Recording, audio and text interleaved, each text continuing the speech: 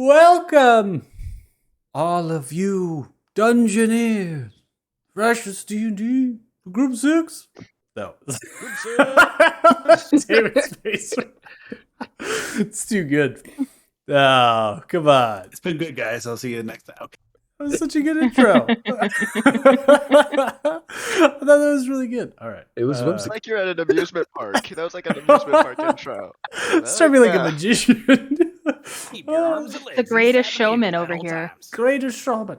Session 18, if I remember correctly. And we pretty much spent the entire last session spelunking into the crypt and screaming and running around.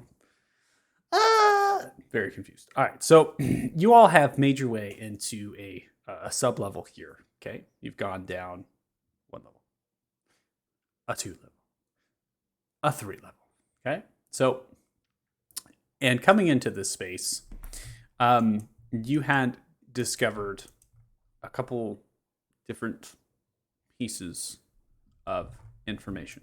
Figured out that the creatures of the undead are down here as well. They seem to be pouring out of their lids, so they seem to be massing themselves in a horde. You have also figured out that there are particular sarcophagus that are just too large, or those that are some not moving at all. They don't show any signs of that. There are gelatinous cubes that are on the floor above you, which did not necessarily pose too much of a problem as you all kind of made your way and attempted to run down here and get out as much as possible, but you were followed. Some of these creatures began to come down the stairwell, and they are attempting to open the actual lids of these. So they've somewhat controlled. They've figured out that, these are not coming above, maybe. They figured out that, though they're down here, something's controlling them. Either way, they've begun to pry this open. So, what you have come down here for is trying to find a way to go further down. That was where you all were reasoning. So, Costas, your information is really held into a tunnel of what you've done and what you've been in here, and the few times that you've actually been in here. You know that this crypt does go deeper. You do know that there are stairwells and other pathways that exist potentially in the floor above you that will access those areas that go deeper. But that information and that knowledge of their location, of where they are, you would not know because you've not actually been to those stairwells. You've never actually gone to those spaces. You've been funneled through in processions and other things to where the sarcophagus would be buried of potential friends or acquaintances, if you're invited to the services. Now, there is a couple other pieces of information, but I think beyond recapping that, I think it's appropriate to really get into the mindset of this fight that we're about ready to have here. These creatures removing the lids, they're continuing to do so.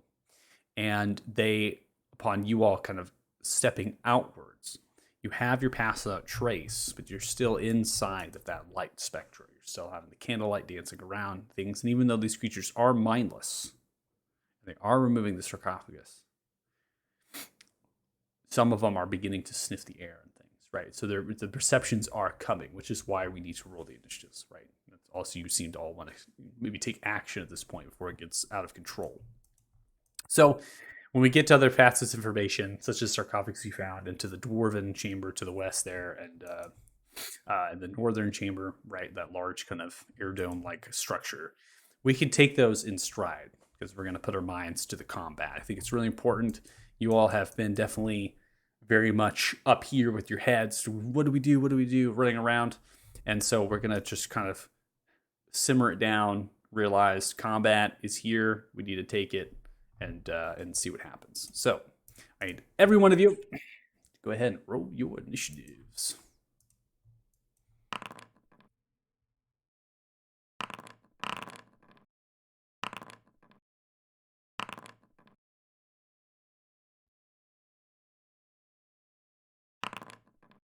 Don't forget your D8. But there. I completely forgot about that. You have been blessed. Wow. It's big time. We're at a 28. Top of the order there, for sure. Jeez. Massive initiative.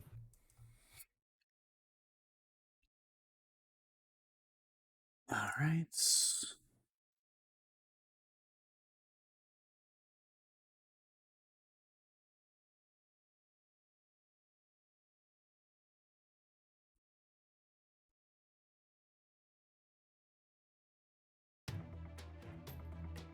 All right, so we're going to go ahead and start combat out there. You're up round 1. So some of these creatures, you're pretty sure have not detected kind of the majority of your party, but they have now been smelling the air. They understand that something is near, kind of becoming aware of that. They're continuing to move and pry the sarcophagus open even now. What do you do? Okay. I am still invisible. Right? Correct. I believe I am. Okay. We gotta fight through them, so I'm going to go up here. Here. I'm gonna attack this guy, Okay, which will break my invisibility. that's correct. But would I get sneak attack because I'm invisible? Correct. You technically are an unseen attacker, so you have the advantage of the attack, which prompts a sneak attack. So go ahead and make the attack. You have the invisibility condition, which will automatically give you advantage. That condition will work that way. So just go ahead and swing away. All right.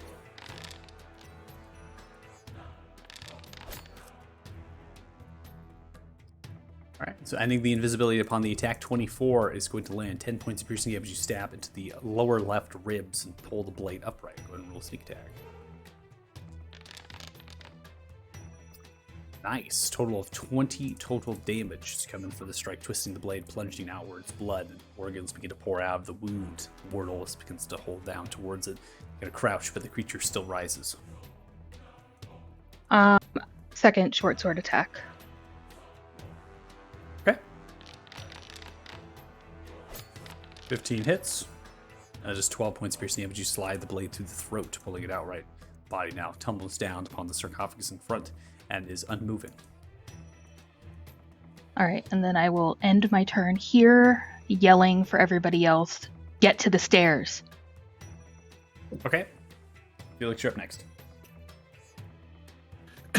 Right. Fear not. Little ones, I got this under control. I have it.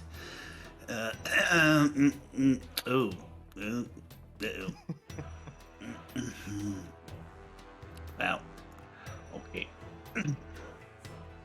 Well,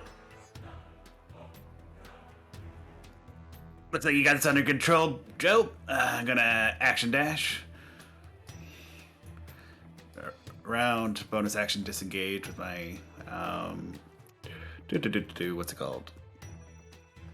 Nimble escape and get here. Okay. And Madrid. All right. Bob, you're next. All right, I'm gonna look back at Costas. Take this. This will help you, and I'll throw him the Bane of Berry through him. All right, you want me to throw it over on their character sheet for you? Yes, please. I'm gonna walk down here. 25.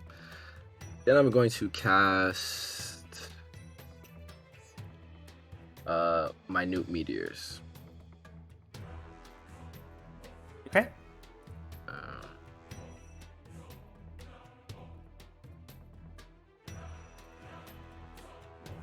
That's with a 4th level spell slot, so that's 8 meteors. And with the first 2, one of them will go here. Okay. So I'm gonna put concentration up on you. So right when you get the cast up, I believe you can use it to fling it out, right? Mm-hmm. So I'm gonna have have one here and the second here.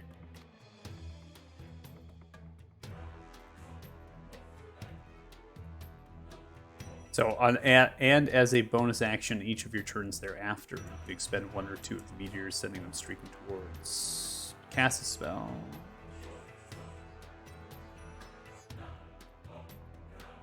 Okay. Go ahead and roll damage. Most likely have to do this manually, because that's the way this will work here. Alright, so it's going to be 2d6 fire damage sent outwards, and then each creature within 5 feet of that point when it explodes, right, that they're going to have to make those dexterity saving throws. So go ahead and roll 2d6 for me, and then I'll take 1 damage for the 2 meters, or you can roll them separate if you want to try to aim to get more damage on the second one. I don't think it's coming out for me. I have 5 and 5 for the rolls. Yeah, I can't see it. I don't know why, but all right. Again, it went up.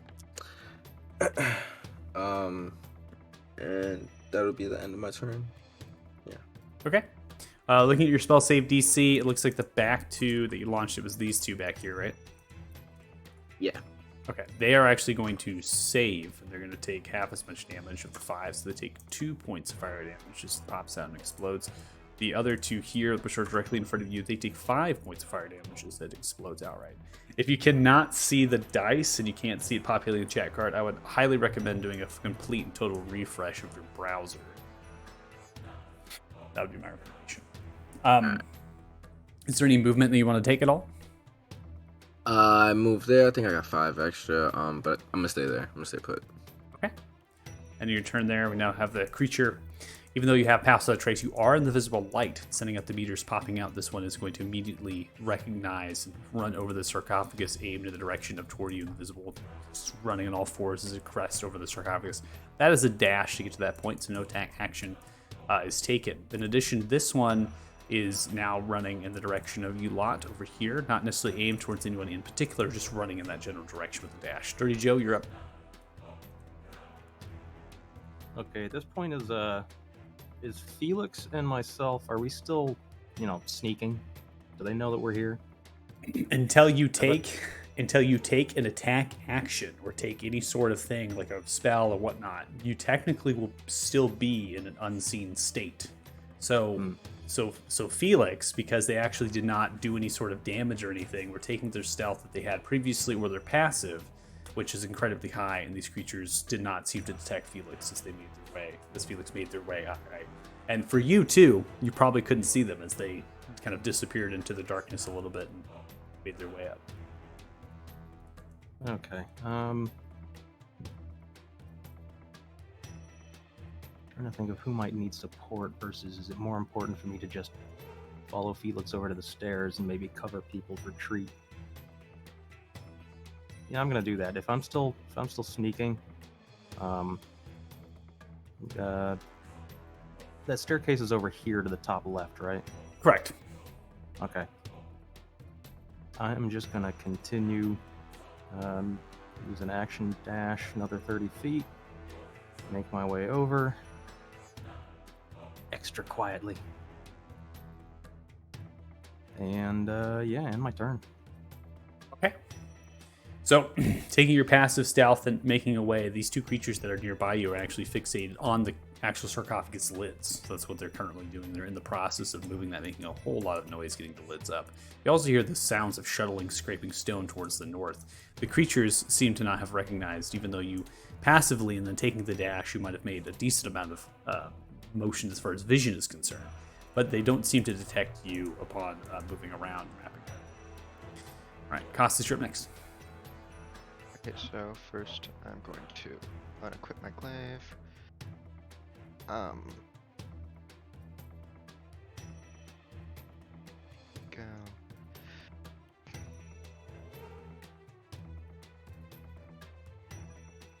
I'm going to over here and go. Natural 20. What? That's a Let's go. 36 damage. Skadoosh. We don't even. You run the Baneberry Thune, running forward with the whistling scream, slice the blade at a 45-degree angle, slicing into two pieces. The creature completely slogs off upon the ground, unmoving. You know what? I really like this sword. It's a nice sword, right? Yeah. Okay, then I'm gonna end my turn. Casual conversation, midst of combat. It's fine. You're ending your turn. Wow. Take it there was something else you could have done. So surprising. It's fine. Alright, this one's going to sidestep over and is going to look towards Akasis, who's sliced and nice. Goes in for the bite. 5 is going to be a miss upon getting the plate armor of your shin. Right leg there, ending turn. This one is actually going to be opening up this sarcophagus, so taking the action to do that. Upon getting it lifted up and kind of getting it to throw off, it's going to take their entire turn to do so. It's incredibly difficult to do. All right, ending their turn. I'll come to this one. This one is going to sidestep 15, then go 5 here, coming to the side of you with all, and pitched at the back side of this wall. Is going to go in for a claw strike towards you. 7 is going to be a miss as you dive underneath the claw strike, scraping into the stone wall. This one is going to continue on the northern side, continuing getting the lid off, ending turn. This one on the south side, continuing to get the lid off as well. Regmore, you're up. Going to move up.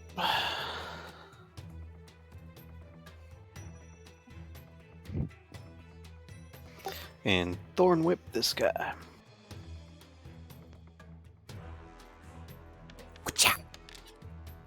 Go for the Thorn Whip. 23 is going to hit 4 points of piercing damage as you whip into the leg. Are you pulling them? Yep, pulling it away. 10 feet towards you? Correct. Okay, put it there. And ending my turn. All right, ending your turn. Now noticing with the whip, turns and looks directly towards you. Shrieks into the air. After pulling out my hammer. Okay. And then ending turn. Regmore is getting ready for some dual action here in the West Corridor. Come on! This one is going to turn around and move 5 feet. As it does, it's going to make a perception check. Upon rolling that, is going to now turn, shriek, and move on all fours, running by you, Dirty Joe. Punch down, maybe taking a step back. This one. Getting the sarcophagus lid moved off, so ending turn. Now we come to you, Thea. All right. Top of round 2. I am going to get this guy because he's in my way now. Okay. Just saying you will exit the attack range of a creature to your south side. Oh, I didn't even see him, so never mind. He blended in with the purple lights. Surprise! I'm here! He blended in, so I'm going to attack him Could be instead. all part of the strategy here. Who Corpse knows? is a corpse. 11.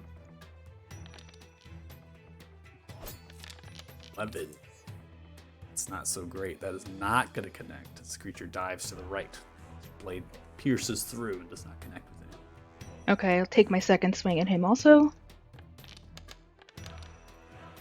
26. That one is going to hit. 11 points piercing damage. And please roll sneak attack.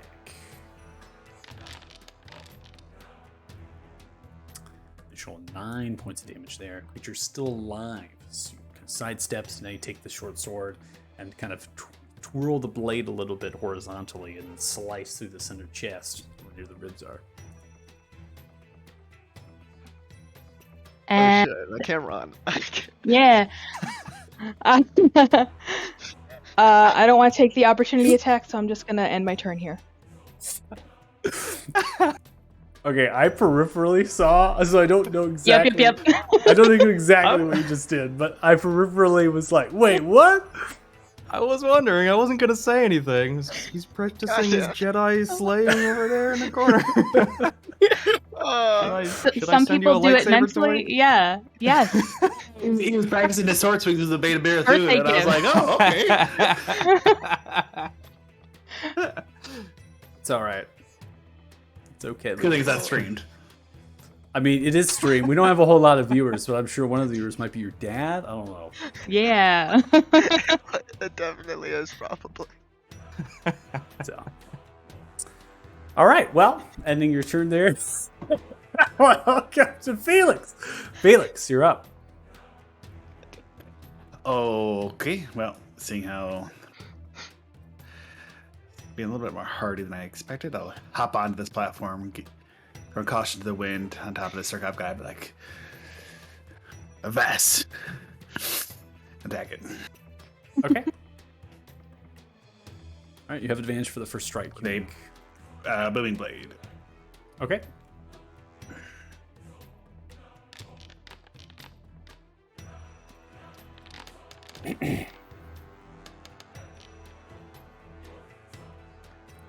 All right, so getting the crit fish out, not successful there, but so we have a hit with an 18 is going to connect, deals a total of 5 points of damage, and also marks them that shroud, that thunderous energy. They kind of take a step back, not take a step back, but just drop the lid, which they're attempting to move, which is so they kind of look up in the direction of you now, basically knowing that you're there. They now turn their focus and attention to you. Oh, okay, well, never mind then. Bonus action disengage, and then continue to move. Okay. Continues to look in the direction where he's shrieking, yelling up into the air. Thal, you're up next. All right. I'm gonna disengage. Move along the wall here, and as I'm leaving, I'll fire 2 meteors right here. So, Okay, simultaneously too. Okay, go ahead and roll the damage, and then roll these saves.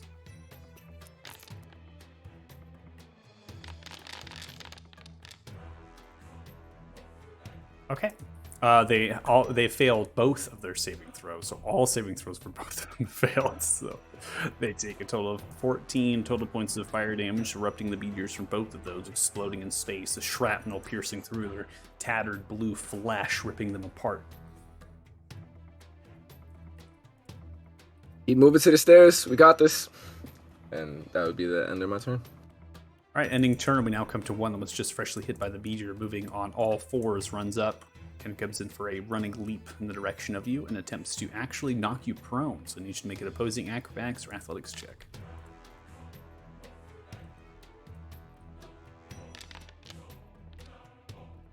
6. You are unsuccessful. You are knocked prone upon body checking you into the ground. You land with a thunderous thud. That's going to be the end of that creature's turn. Now come to the next one. This one is going to come into this space, attempt to chase and run 5, but then sees Costas comes in for a bite attack towards the heavily armored figure. So with a 12, which strikes into your right armament of your armor, not connecting through. It's not able to pierce. Sturdy Joe, you're up next. Well, I guess we're not trying to be sneaky anymore. I'm going to target that one that just pushed down Othala. And I'm just going to shoot him. Figure I can save Slayer's Prey for a fresher one. 23 is going to connect. Take the sharpshooter here. 23 points piercing damage as it lands. So standing over top of you with all at this point, recovering itself. The arrow flies directly to the head, and it pins its head into the stone wall. And it's literally just laying, like standing up half right with the arrow through the head. Got you good, buddy. Thanks, Joe. And this one, it's on top of the sarcophagus here. I'm going to... Where'd it go? I'll put it on Slayer's Prey. And pew-pew. 21 is going to connect. Deals a total of 18 total points of damage, shooting the arrow directly through its chest. It lands, as it does, the arrow kind of flings it on the sarcophagus, so that it's a large boom, it kind of explodes outright. And you see that the actual pieces of the sarcophagus itself, the lid, kind of breaking and smashing down on the body underneath it. It's heavy, massive lid, smushing both targets. Well, one target.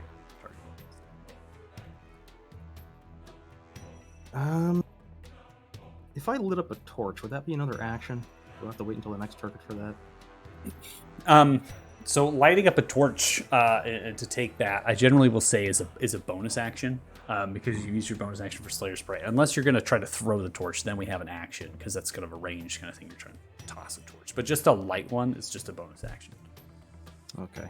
And if I move out of the way, if I continue walking toward the staircase, would that be an attack of opportunity from this guy right here? Yeah. So that creature is moving the sarcophagus lid, but has sort of 2 arrows and a boom, and is like completely turned in the direction of you at this point, like looking at you firing the arrows. Yeah. They're not that scary though. Nah, I'm gonna move my 30 feet. Keep on walking, shooting backwards. It's going to come in for a wild claw strike towards you. 9 is going to be missed. He's going to dive, moving quickly out of the way of it. And it has dropped its concentration on the lid. All right, end turn. All right, Costas, you're up next. Okay, so I'm gonna take a swing at this guy. All right, 17 is going to strike through 15 total points of slashing damage as you come directly through its head, splintering its head into 2 pieces. Then pivoting around, I'm going to try and chop the other one. Okay. Bringing the blade back around, 16 is going to connect 19 points of slashing damage. You chop through that one, slicing into the ribs, into the actual center chest cavity, organ spilling out of it. Pull the blade back, kick the body off. Okay, then I'm going to attempt to run over here. Is that all good? All right, nope. Yep, there was an enemy I did not see. Yeah. I love it. You know why you can't see it? Because you don't have dark vision. You can't see it. You can't see the person. Yeah, you would stop once you saw it. You run into it. Yeah. Okay. Yeah, you So just like run in. Oh, it's right there. Then, shocked at enemy appearing like 5 feet in front of him, he's just going to wildly flail and make a 3rd attack with his Great Weapon Master's thing.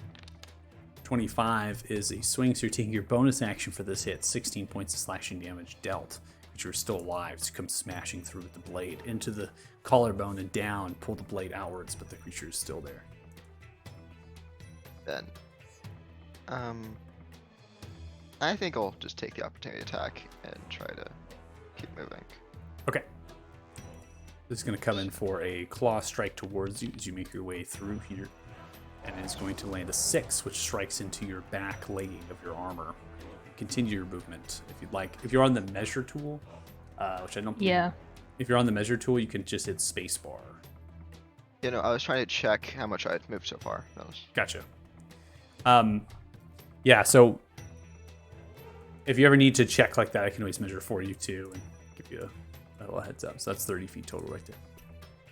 Okay, so then I will... It also tells you as you're moving through, like how many feet you moved in around. Yeah, I know, but it's because I moved back and forth a bit when I didn't see the other thing, so it kind of messed up the total. Anyway, end turn. All right, ending turn now. Looks like we have a little mano-a-mano here, right? Where you're going to get struck at with a bite that aims towards your beautiful dwarven beard. 12 is going to be missed as you pull your beard back in the nick of time. This one's striding up, now caught towards you, Thea. Goes in for a bite. 19 is going to hit you, Thea, as it lands into your right hamstring or quadricep area. 14 points of piercing damage ripping into your flesh. Ending turn. This one focuses its attention. It's tracking Dirty Joe upon the run from the claw strike. It hears the heavy armored movements of Costas towards its back, but it's focused in its attention on Dirty Joe and continues its movement. So it's kind of the focal point of the strings being pulled. Thinks that the words, the boom, that large auditory eruption that comes through. Costas, if you have your reaction, you can take attack from opportunity. Right, I do. So I'll just do. Hover over it and press T to target. Can I apply Great Weapon Master to a reaction thing? You can apply Great Weapon Master. The actual Great Weapon Master is something that you can have on or off. It does not matter. Yeah, but I'm just like, it's good for a reaction attack, right? Like It does not matter. It's essentially just giving you that for any heavy weapon attack you make. It does not matter what it is. So 17 is going to connect. That is 26 total slashing damage. Wow, that is a lot of damage. All right, kill it. Felix, you see as it takes a step around the sarcophagus, it's cut into its back, into its body, and kind of flings to the right, and then shoves itself into the wall, nearly almost hitting you as it was struck through. And you're kind of just like staring up as the blood's trickling around you, blood and organs and things. Ends its turn. All right, we now come around to the round 2. So this actually is going to be successful over here. You hear the sound of the stone scraping, suggesting that the actual lid of that sarcophagus is now open. So we have another one entering into the fray. Regmore, you're up next. Going to continue my duel with this thing and whop it with my hammer. Okay.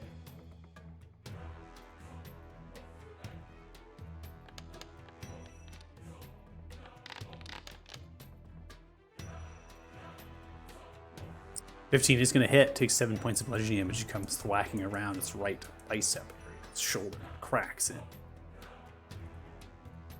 And then my turn.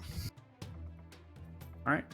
Ending turn, we now come to this particular one, which you're able to kind of swing through costs and continue to carry on. It's kind of looking in the direction, but smells the blood of Thea. It's going to come in for the flank, getting advantage one. Thea goes in for a bite. You've taken your reaction already. 19 is going to hit. 7 points of piercing damage dealt. Now bites onto your right upper shoulder area of your neck. Kind of launches on, ending its turn. We now come to this one, who is in the process of a lid, drops it, and comes running in a full dash. As it is, it gets onto the other side of you, Regmore, attempting to kind of slide itself to a full stop, and now picks itself up at your backside, ending its turn. Thea, you're up now, the top of round 3. Okay, both these guys bit me. That's annoying.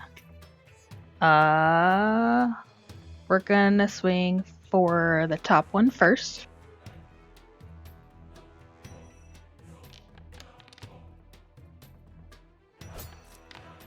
Natural 20! 15 points of piercing damage. That one's dead. Slicing the sword through the head as you twist the body around, kicking it with your elbow, and then taking the blade and kind of going directly through the head. You pull it out. Yeah, basically I'm going to use my momentum to keep spinning with the other sword in hand and go for the one below me who bit me. 26 hits. You do 7 points of piercing damage as you cut directly through its left leg and then into the groin region. Topples down, falling unmoved. And then I am going to run my full 30 toward the stairs. Okay. And that's the end of my turn. All right, ending turn. Felix, you're up. The one in directly north of you has actually not been initiated forward because it did not get a successful perception of any kind. It's also the lead, so it's been kind of walking forward in its mindless endeavor. And now is hearing the large commotion at its backside and is fully kind of turned in that direction. That's good. I'm going to continue to move towards the stairs. And get about here-ish. Excuse me, Miss Reg, we're leaving. And I'll attack this one twice. With Eldritch Blast. Nice. 25 is going to hit. That deals 7 points of force damage as it lands smacking into its side. 9. As you fire off another one that lands directly above, crashes into the wall as it hunches down now, again, slowly turns into your direction. That'll do it. All right. I'm going to go ahead and end your turn there. Othal, you're up next. Get up, brush myself off, run my 15, dash. If I dash, is that 30 or is that just 15? If you dash, it would be 45 because you have 15. You have to spend half your movement speed to stand up. So you have half your movement speed is 30. So you take 15 to stand up. You move a 15 and you take your action dash, which gives you the 30. Shit, gotcha. Okay. So action dash.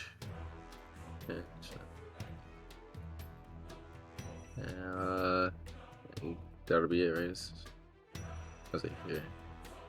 Yeah, so you don't have 60. You have 45. So you move 15 and then you'll move 30 from that location. So that is accurate right there. Good. Yep. Okay, cool.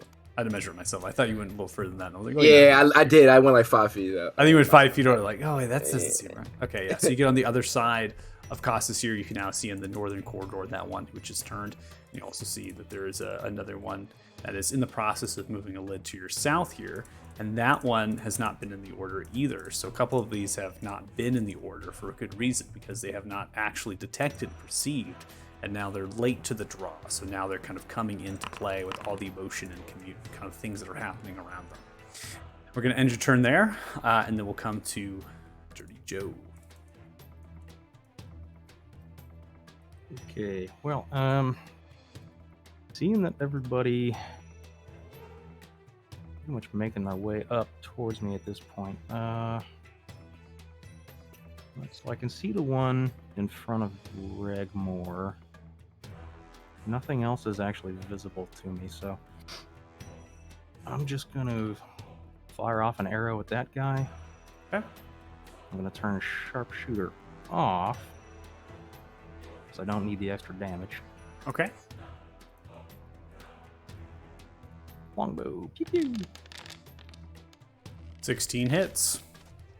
12 points piercing damage. The arrow thunks into the center chest. The body flies back, hits into the wall. Right, more of the creature is dead. Cool. And now I am just going to run up the stairs. Oh, hey, Felix. Didn't see you there. And, yeah, I guess that's 30 feet there and turn. Like a blind road, Dirty Joe heads into the darkness. Costas Yep. Just like, all right, time to go. Costas, seeing that people are leaving, is going to dash towards the stairs, kind of just going around Athala and straight in. And yeah, that's his turn. All right. Creature now turns and looks, smelling the air, seeing you with all, makes away, goes in for a bite.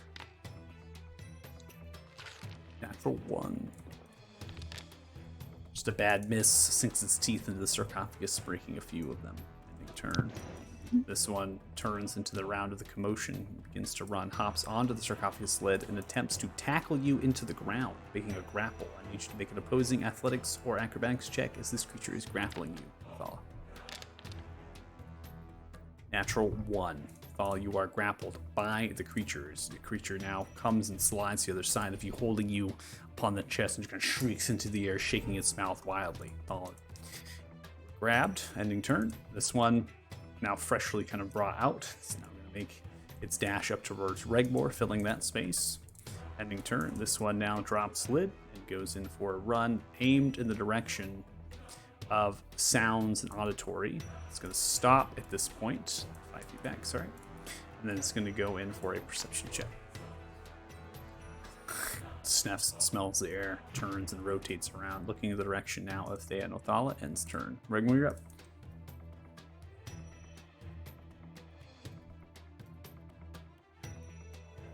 What? Seeing everyone running out,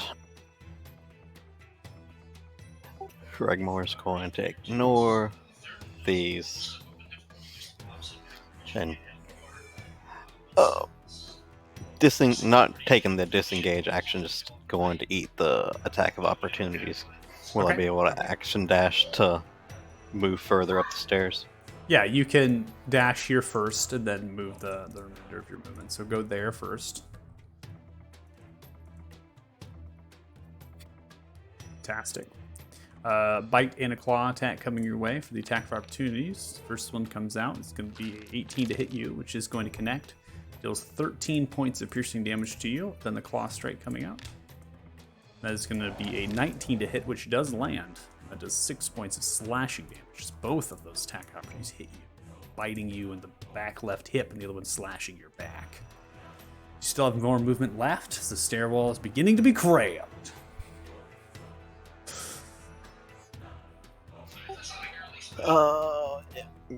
Action dash to move up past everybody if I can squeeze past them. You can. I'm going to go ahead and let go of your thing. Don't move yourself. I'm going to move you for you here. I got you. And in turn. Yep. chasing and following the blood trail. This one is going to basically run in to you, Felix. As it kind of sidesteps and runs into you, it's now going to knock you prone. I need you to make an opposing acrobatics or athletics check, please.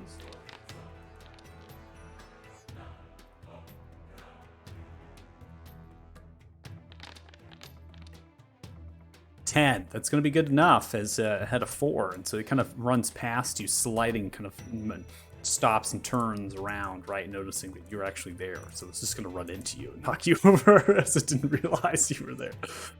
This one is going to come charging forward now, coming for a bite towards Thea, which is the only target it sees directly in front. Natural 20 on Thea. Uncanny dodge. I heard reverb there, huh? Uncanny dodge 10. Oh, it worked? It's working now. It's working now.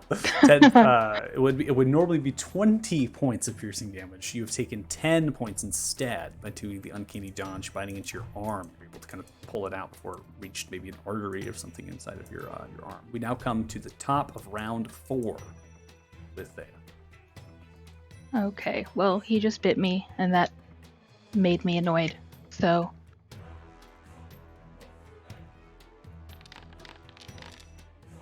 20. 10 points of piercing damage dealt. You slide the sword directly into the leg, pulling it out. same thing, rinse and repeat. Okay. 14 hits. 9 points of damage dealt. The target is still alive. Just aim towards the abdomen this time, twisting the blade and pulling out to the side. Organs and blood begin to spill up. It does not drop.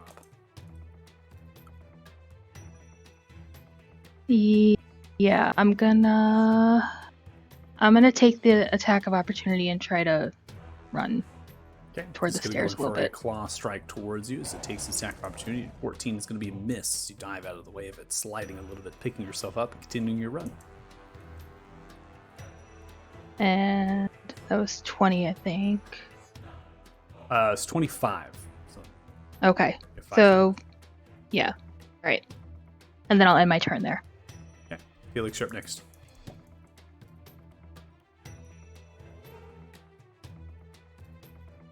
Okay. Seeing Athala go down, I'm gonna flip him the bird and walk away. No. Well, he looks like you're dead. I'm out of here. Actually, I'll just take a step back. Bonus action disengage first. Okay. Then I will take 2 Eldritch Blasts at the one next to Athala. Is that the one grappling him? Correct. That's the one. Yep.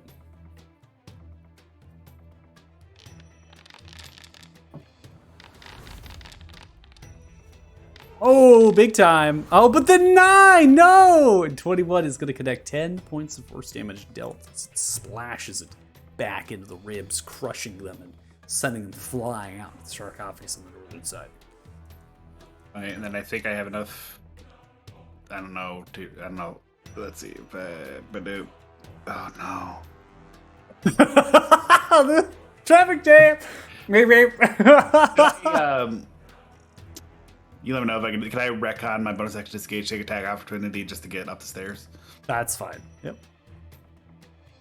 So I would take an attack of. Okay, 21 is going to hit you. The attack of opportunity deals 10 points of piercing damage. So you make your way up the stairs. I'm now going to put you over here, and both you and Regmar are going to be off of this map. You're in the stairwell at this point. Right, Othala, it is your turn. You are grappled, held by the creature in front of you. Creature to your side, creature to your north. Everyone is on the stairwell besides Thea at this point, showing signs of blood and weakness. What do you do? I don't know if we went over this in last session. I don't know if I tried it, but they're immune to necrotic damage, right? No, they're not. We did not have any. I don't think. No, nothing that you've done tells you that they were immune to necrotic. 'Cause I don't know if I cast Toll the Dead on one of them in one of the sessions, so that's what I was. No, I don't believe you have. All right. I think you cast it, but you missed Yeah, it was or something. They I think saved. so. Okay. Yeah. So I think that's what I'm gonna. I don't think I could break out of this. So I'm gonna. You could make an acrobatics or athletics check to break out. Yeah, I'll try. I'll try the acrobatics. Okay. Maybe call for help? It's that. That's a good advice. You could miss the. Oh my no! Natural. I'm gonna chrono shift that. I'm just gonna. Do Okay, that. before you chrono shift, I do want to you. If you have Misty Step available, you can get out. Don't have any second, third, or fourth level spell slots. Yep. All right. Chrono So, shifting it away. Make another check, please. Well, that changes things. We gotta go back for him. Yeah, Felix is like, oh shit. Yeah, I'm still in All there. right. I was gonna. So a 7 help him if he can get up. acrobatics check will beat a 6 athletics check. You are no longer grappled. And I can also copy and paste that snippet if you want to see the actual roll, because they rolled 6. So you will break the grapple. That was your action to do so. You had to take your action to do that, but you still have your movement left. You still have your bonus left. Yep. I'm gonna eat the opportunity attacks from these two. And I'm gonna run. Okay. A bite and claw attack coming towards you as you the opportunities. 19 strikes with the bite. 8 points of piercing damage dealt. Second strike comes in with the claw. Prompting concentration from you. 4 will be a loss. Multiple meters has been ended. Claw strike is not successful. So the bite lands, bite again. As you climb over the sarcophagus and jump, it kind of lands maybe on your shin, right in the claw. It's just a wild swing, just misses completely. So you come out relatively unscathed, but you did have to drop the concentration of your spell. Yep. It's the end of my turn. All right, ending turn. Dirty Joe, your position is actually accurate. The rest of Felix and Regmore have now gone up the stairwell.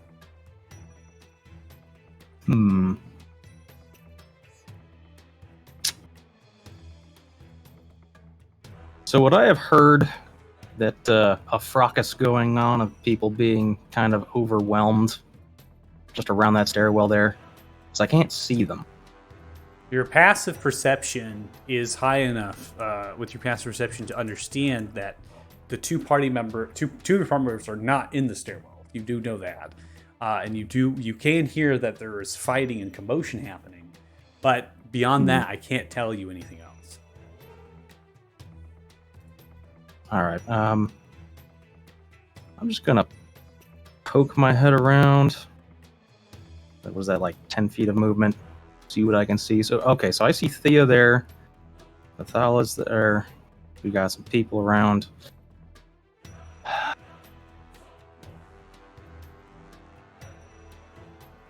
I'm gonna walk up to Thea, and I am gonna cast Protection from Evil and Good. But she's looking a little beat up there. Thing I haven't seen before. Still though. Appreciate it, friend. All right, protection from evil and good. All right, guys, we got to get out of here. We're trying. And then I'm going to target this guy right in front of me, and I'm just going to do a short sword attack. So it was an action to cast that spell, so you cannot make a short sword attack at this point because you used your action to cast that spell.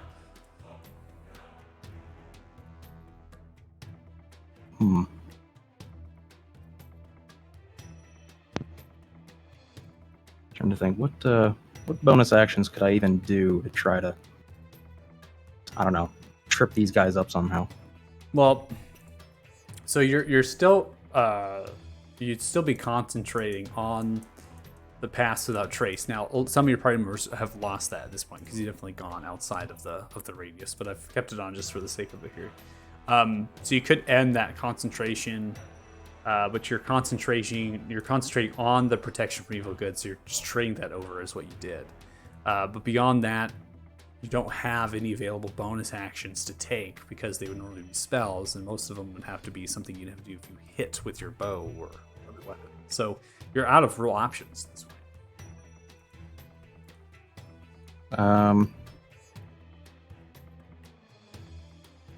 Okay, in that case, I'm just going to move to one side of the stairwell here so that Athala and Thea can get up the stairs quick.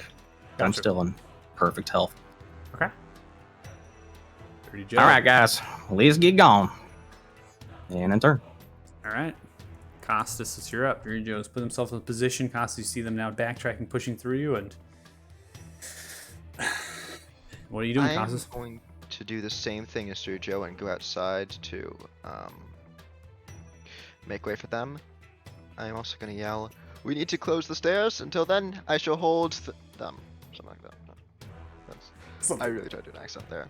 You can do it. Try again. Try again. I will hold the stairs until we can close. Ah, fuck! I need to figure out an accent for that. That's fine. You sound great. I think it's great. We're gonna, man. Our brave little paladin boy. I love him. That's what you The are, Irish. though, right? You're being brave right now. It's great. All right. I want an 17. Irish paladin. I've heard a lot of different Oh, an voices. Irish paladin. Things that he doesn't have that different of a voice, but he does have a different speaking tone.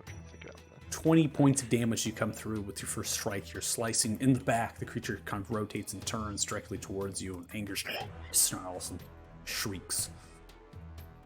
Then I'm going to go for a second strike, aiming for the neck. Aiming for the neck, decapitating the head completely off by squirting blood, falls down.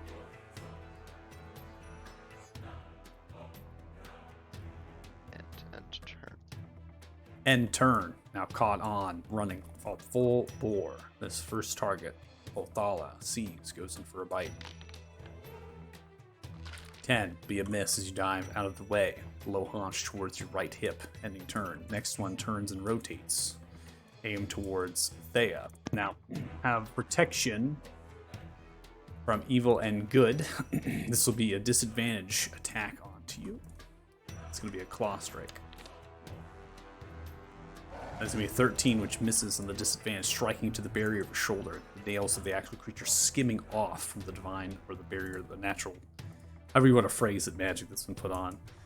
Not necessarily say it's divine magic that you put on, and probably something different than that because you're a ranger, but flavoring it there. And then this creature to your bottom left here, Dirty Joe, this one turning and rotating towards you, and is going to go in for a bite attack. Bite attack is going to be an 11, which strikes into some of your other armor, is unable to go through. Ending its turn, this next one is now going to group up next to its friend, and this one is going to go in for a strike of a claw directly towards Othala. 17 strikes Othala as it slices into your left hip. Ending turn. Regmore, you're going to continue your turn pressing upright. If you do, I imagine. So you're going to continue up the stairs? Yes. Okay.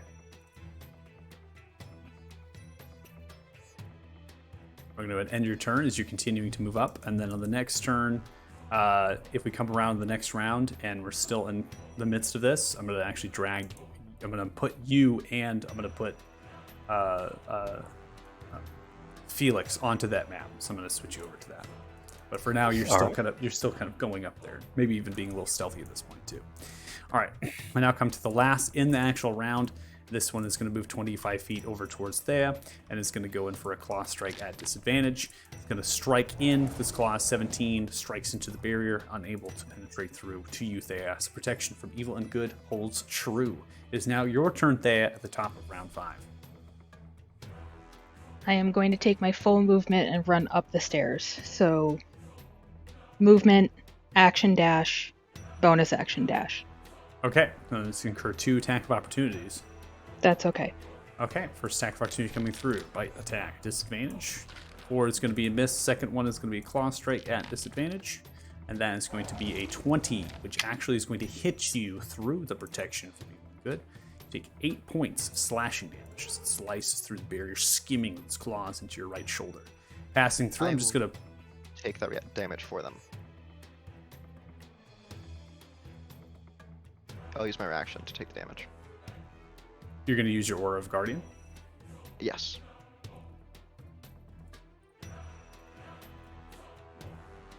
Wow. Thank you. As it strikes in, slices into your shoulder. You can see bleeding begins to heal dramatically as Constance throws up the hand, and a similar wound now forms inside of the shoulder. underneath their armor. You can't exactly see it. All right. So and then full movement up the stairs. I'm gonna pass you through here real quick because you're actually gonna Okay. you're gonna reach the rest of them as you pass through, and you're gonna kind of move up with them at this point. Okay. All right. So Felix, similar thing happened with Regmore.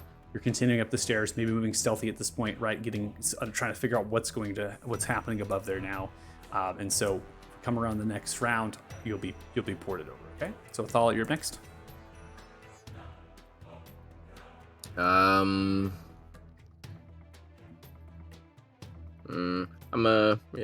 think I'm gonna take the 2 opportunity attacks and just try this. Toll it dead this one. Okay. Attack of opportunities, you all love them. All right, creature is going to fail with a 12. It's going to take 8 points to necrotic damage, and so its head explodes. It does take that damage. Follow 2 strikes coming towards you. A bite first comes out right. 16 is going to be a miss. Second strike is a claw. Comes out right. That is going to be an 18, which hits you. 8 points of slashing damage is taken.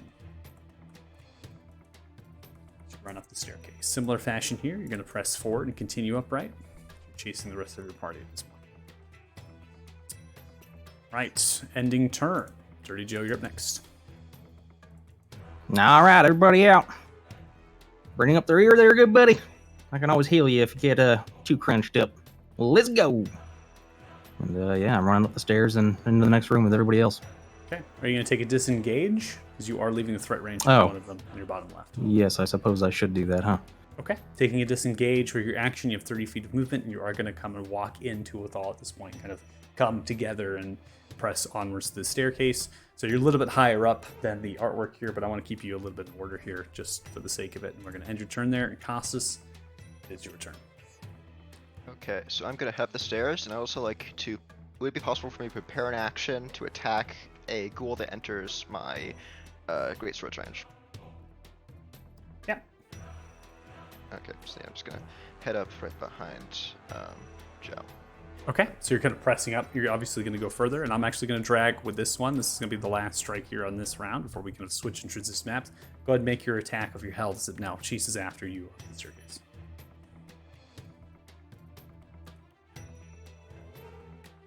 Oh, that. Hover over and press T for target. That took me a second. I'm sorry. Oh, it's almost natural 20. I saw it coming in. I was very excited. Oh, nice. 29 total points of damage. What in the holy... That's so much damage. So stupid. 29. So it comes running up the staircase. You just kind of take the sword around, slicing directly through, pinning into the stairs, and now kind of falls in 2 different pieces, sliding downwards. That is going to be go ahead and signal the end of combat. And we are actually going to now make a transition period. And I want to make sure I get you all in order of where I want you. So This is why you don't give paladins a +3 greatsword. Hey, that's No, a that's nice exactly why you sword. give it to them. That is why you give it to them.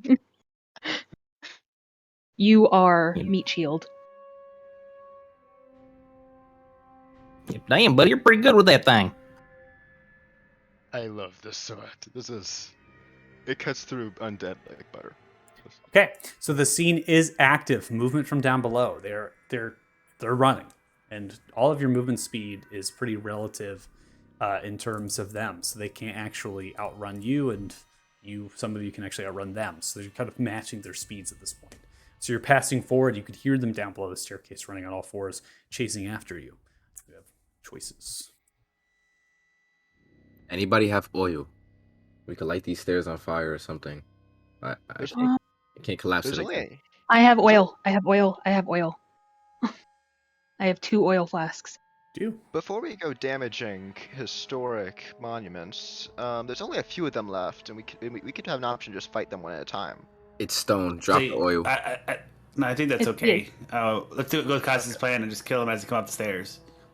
Yeah, there's only like 3 or 4 of them left. We're fighting them one at a Yeah. time. We can just. You know, Are there? We don't know where they're coming from. There could be a lot more behind.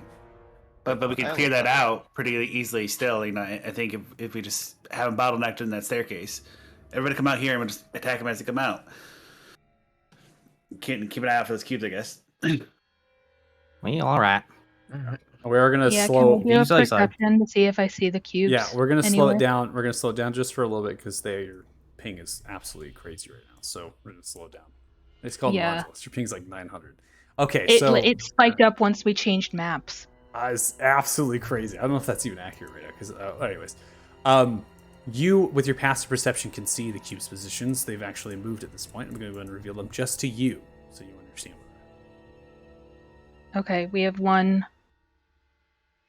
directly ahead, about, 30 feet? Yep. Yeah, 30, 35 feet. And one at our 5 o'clock. And then I don't think you say here that you want to keep moving then? Yeah, again, 30 feet. So, yeah, let's keep moving. Go follow Felix. We're not funnel killing. We're about to be funnel killed by those cubes. Yeah, All go right. follow Felix. Okay. I can barely see, so I'm just running after Thea.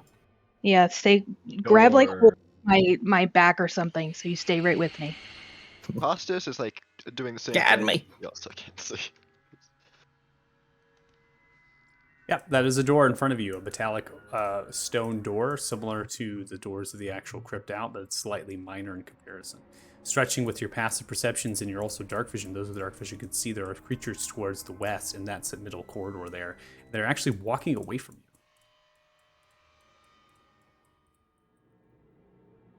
They seem to be walking towards something. Perhaps we sneak behind them. You see now the heavily armored movement of Costas. Without a proper successful stealth check, I'm taking their passive, which is an 8. As Costas is thudding forward, no longer with pass out trace, the creatures to your west begin to turn. You hear the scraping of stones. They begin to press forward to investigate the source of sound. I am going to try to hide now. Okay, Right. I'm going to try and be a bit more stealthy.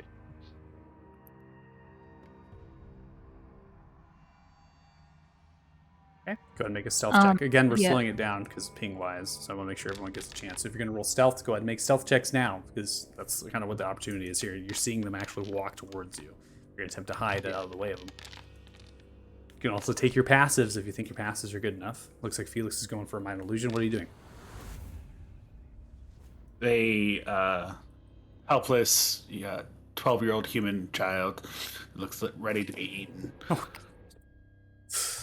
See at the I'm a It's bit just a dis- static image, so I'm a bit disgusted. I'm a bit impressed at the magic, but I'm also just a bit like, ugh. You see at the cast of Are the we- actual minor illusion, they pounce upon the minor illusion, jumping at it, making a series of shrieks. Are we going toward the door? Are we going toward the door? Let's just go. Let's go. We need to We're decide good. direction. Let's go to door. Door. You see now with your dark vision, more creatures towards your west and east walking towards. With your stealth checks, they begin to move towards the source of sound, particularly from Dirty Joe. Is the door locked? The door Is is the door locked. locked? All right, I'm gonna attempt to unlock it. Okay. Go ahead and make a Thieves' Tools check, please. Or if you have Thieves' keys, you can always Tools. use keys. I do not have any keys. Thieves' tools. I'm Where gonna are they? pat her on the back and be like, "You can do this." Give her a bardic inspiration. All right, Bardic Inspiration coming out. Where are my thieves' tools? Here they are. All right, and what do I add with Bardic? You can roll an extra D8, I think. Yep. It's a D8 for you. If you want to use Okay. it or not, your call. I don't know how hard this door is to get through, so I'm gonna do it because Okay, I go want to and roll. ensure that we get through it. All right, go ahead and roll a flat D.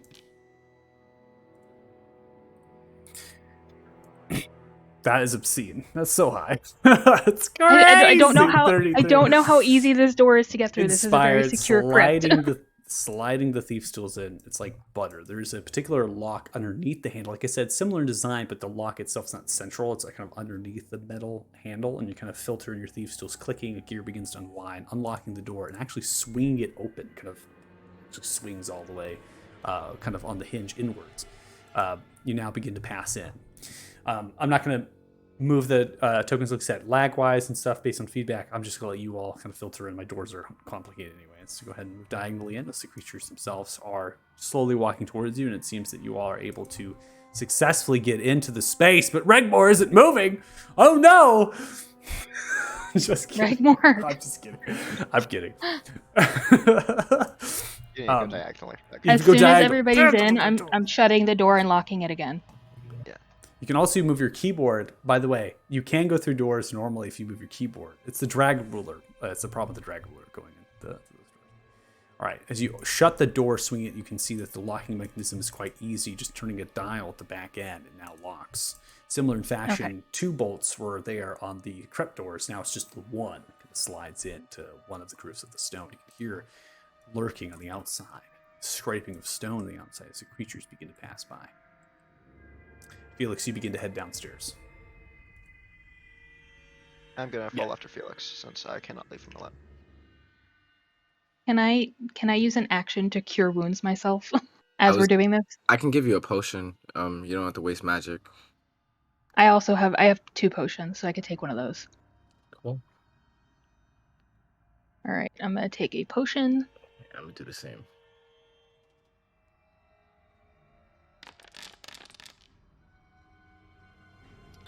Likewise.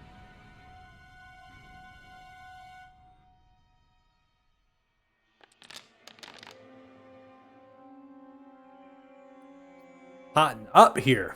I love it. Okay. So Thea, 16 to you. Let me put it on for you. All right. And then we have 15 to Athala. I put mine's already. Gotcha. And then Regmore, we have 15. So I'll put it on for you. There you go. Done deal. Remind everybody to move quietly, because we don't know what's waiting for us. Pause this. You'd be surprised at how quiet I can be in this armor. Okay. Super stealth. Hold on. You say that more like, hey, you'll be surprised if how good I am in this armor, okay? Real good. Real good. This armor's fantastic. So staircase begins to set down. I am the quietest. I am the quietest of us. Oh, my armor. Gosh. All right, begins to set down 45 feet into matching chamber below. So you're just kind of rounding around a staircase and kind of coming out. It's a very similar design chamber, a 10-foot ceiling height here. You see a similar door in front of you, but this is slightly different. There doesn't appear to be a lock to it. It just has some metal reinforcements to the stone. And the handle itself is there, but there's no lock. Like I said, it's just something you can just push open, if you will. It seems to open inwards or outwards. It's a double hinge door, so it can swing either way and kind of fold into the crevice around it.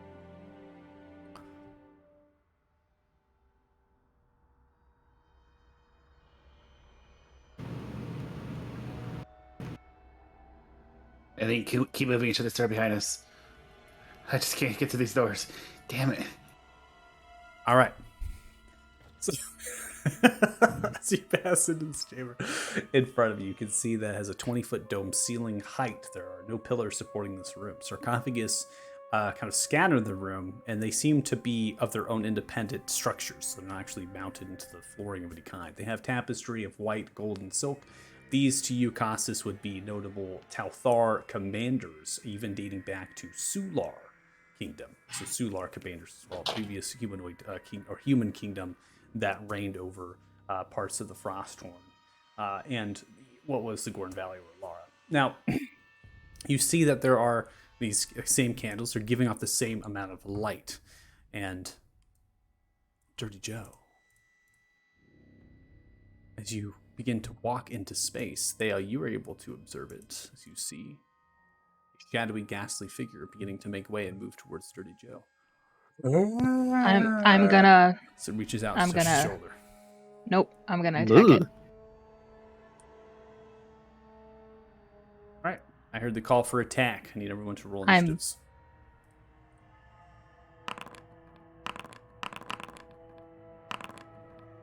Do I still have Gift of Alacrity, or is that gone?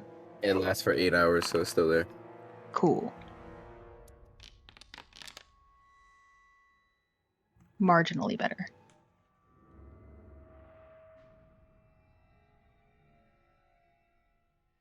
All right, Dirty Joe, you're up. Round 1. You see it manifest itself. Now called out. Theo's making a way for it. You turn around, you can see it fully formed. A bad spooky ghost. Does Slayer's Prey work with a melee weapon? Mm-hmm. Oh, well, I'm gonna turn that on then, and swipe at it. Don't know if it'll work because it's a spooky ghost. Short sword strike 19 lands. Max damage coming out, 16 total points as you slash through. The wispy just pulling away from it, and some of it's missing, but it kind of pulls itself back and kind of slowly moves back and comes back. All right, I'm gonna attack it again. Okay. Get out of here, ugly. 9, it's not going to land. Just wisping around, you strike through.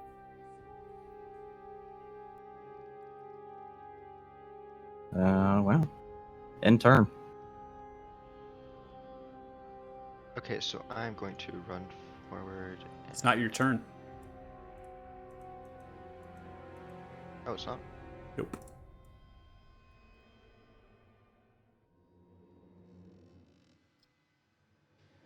Costas, your attention is turned away from you, staring at the other one. Another one forms itself behind you and reaches out to touch your shoulder.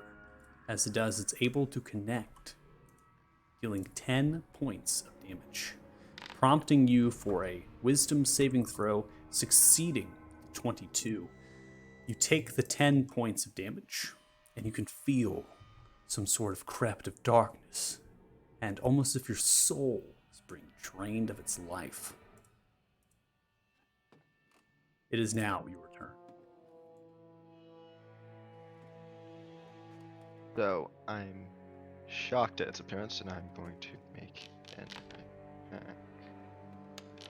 13 does not land, swinging with the Bane of Everything wildly. Does not strike through any incorporeal, spreading out its visage. Okay, so I'm going to attack again. And 21 I'm going to throw on a strikes. smite. Okay.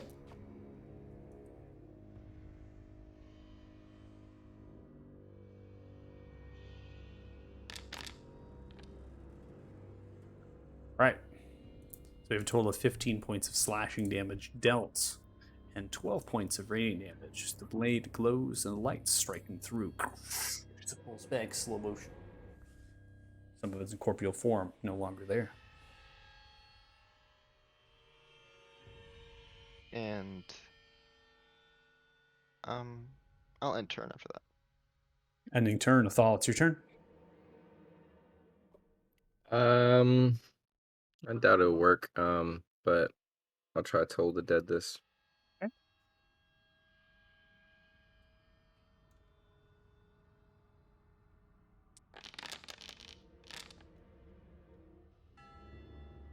Okay. It seems as though this creature does not have any effect to the cold dead. Yep. So with my bonus action, I'll take out a torch. And I'll light a torch. That'll be my bonus action. Just click it on for you to get the light effect. And then I'll get right behind Costas. Okay. Yeah, finally, I can see.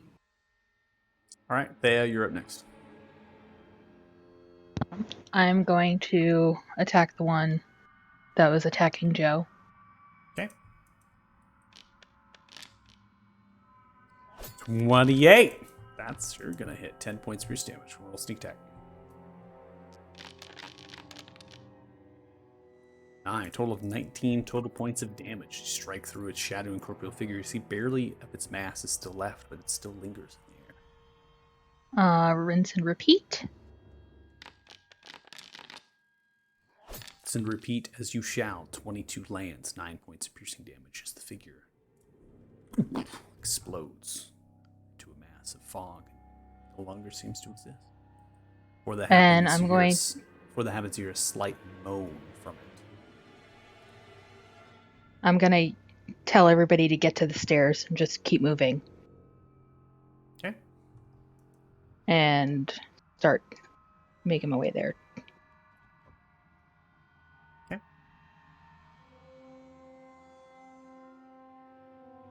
30. Okay. All right, so you will be passing by that creature that just swung at Costas to get through the stairs. Okay. Okay. Makes no I'll attack. stop us. Yeah. Makes no attack of If it was- opportunity on you. As you make your way. Okay. Is that the end of your turn? Yeah, that's the end of my turn. Okay. Felix, you're up next. Right. Move forward. Shoot out 2 Eldritch Blast. No,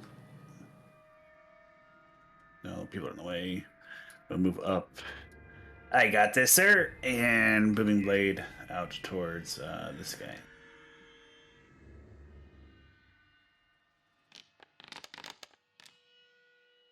.24 connects. 14 total points of damage as you explode through with the blade. Explodes outright. You're welcome. Combat is over. Right. Onward and upward. Pressing forward. Are we going up or are we going down? You are going down. This is a staircase that Okay. descends. Going wherever this is taking us. downwards. You'll have to excuse the fact that the stairs look like they're going up and down. Sometimes the assets are difficult for the shadow work to get them to look like they're going down. I was just asking because Joe is like onward and upward, and I'm like, wait, are we going up? I don't know. Onward and upward. Love it. Okay. You get your tokens. Would anyone happen to have down. a spare healing spell? Yeah, I got you. Yeah, I still have some healing abilities, but I want to save that so that way we have multiple people with. I mean, if you have like multiple healing spells, of course, I don't want to take the last one. Wow. 3 whole points. 3 whole points. There you go. It ain't much, but it's honest work. Might survive by the 3 whole points. Mm-hmm. How far down are you?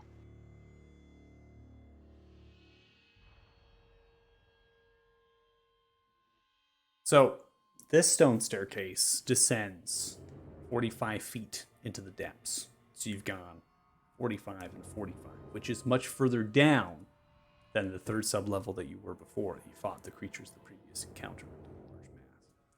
They're moving the sarcophagus slits. So you've gone a good amount of depth down. You see this large chamber has a domed 20-foot ceiling, massive white marbled statues that reach up to that height. Graved upon them are celestial writings and runes. At the back side of the room is a stone staircase that ascends 5 feet to a grand and neatly ordained sarcophagus and platform. The tapestry of pure silk is covered in golden trinkets and tokens of affection. The writings on the side of the sarcophagus signify this as the one and only Sir Thurn Talthar, the first king to the kingdom of Arthuria. A shroud of this celestial, white, beautiful sunlight erupts in an orb, space filling around the sarcophagus. The candles themselves are also not this pink and purple. They are normal colored. Whatever magic might influence the candlelight above is not happening here. In addition, this orbis of light is creating an ambiance of celestial divine might.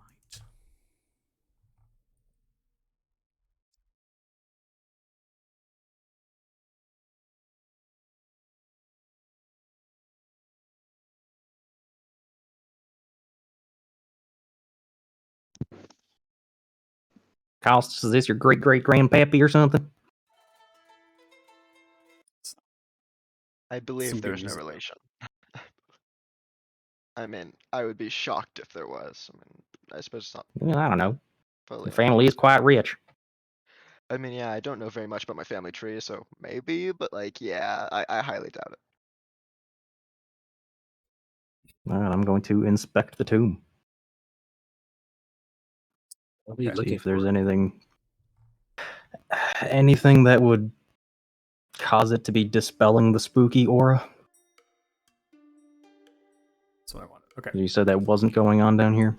So, Dirty Joe, as you approach the actual bubble here, so I'm going to move your token back just a little bit. You actually get to the base of the staircase. A figure begins to Okay. form of white light. It seems to suck the light from it, begins to form in this figure. This figure itself seems to have plate armor, a greatsword at the back. There's a cape, but most of its figure itself is non-colored, right? It's just this white light. And then it has this long flowing hair that comes down towards the side of these features, but they're rather amorphous as the light moves and shifts. The voice booms from the figure. Who goes there? Hostis walks forward and falls to a knee. Well, we got one of your devoted servants here, and my name's Dirty Joe. I do not like beasties and undead, and they seem to be taking over your digs here. So, Dirty any Joe, advice on that? silence yourself and kneel before your king. I'm begging your pardon, but I ain't from these parts, and I ain't part of your government here. You are Nice not to meet you, though. from the kingdom. Nope. Nice place, though. Like the architecture.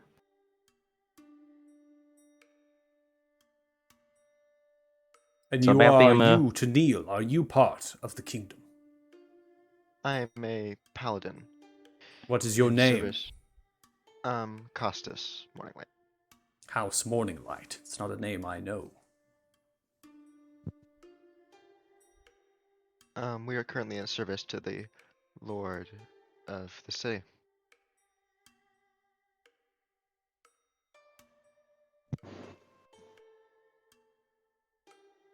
Lord of the city.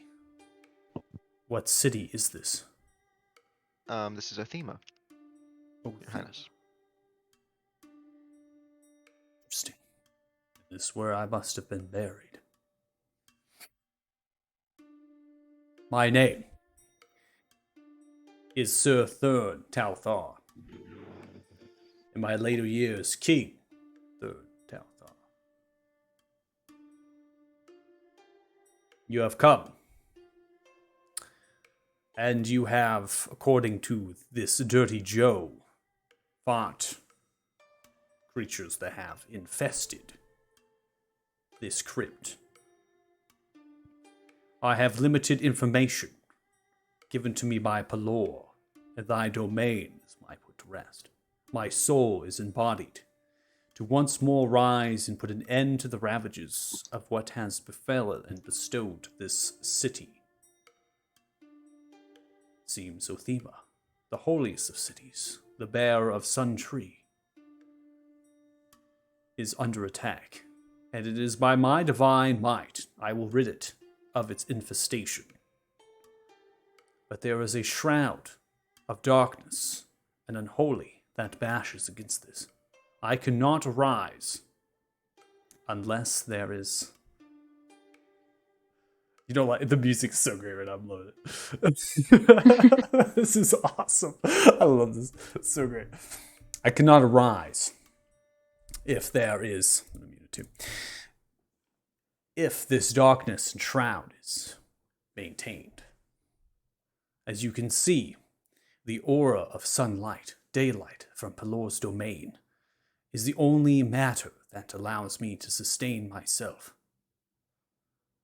The only thing powerful enough to do such a thing would be, from my time, the Black Hand. They have gifts from Bane, a rival deity.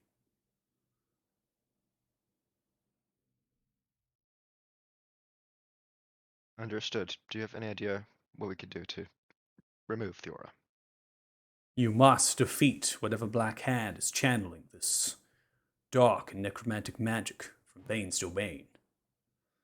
Be it through a tool, an artifact, or themselves. I do not know where they lie, as my perceptions outside of this chamber are mute.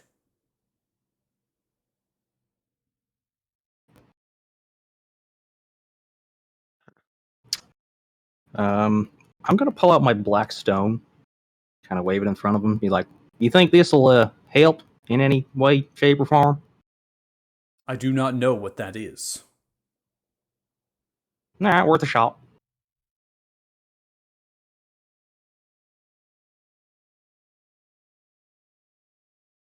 I hate So, to.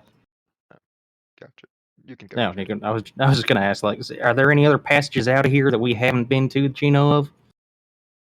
Anywhere do else not that know. Black Hand could be going? In my time, when I was buried, if this is the Otheba crypt, it was not nearly the size of what it is you are speaking about. These multiple passageways and things of other entries. I don't know.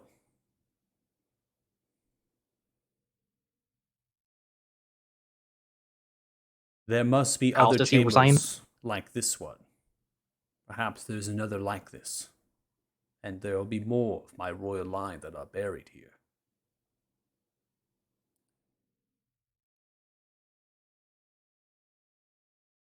I hate to ask this, but would you have any assistance you could give us? We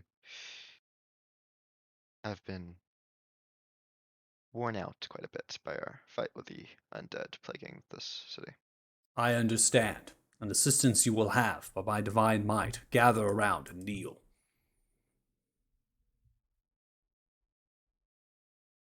Okie doke. I'm skeptical, but I will approach.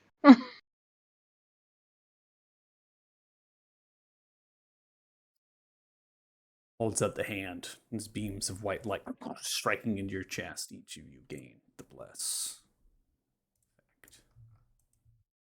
You will have this for a time. It will grant you precision with your strikes and wisdom with your throws.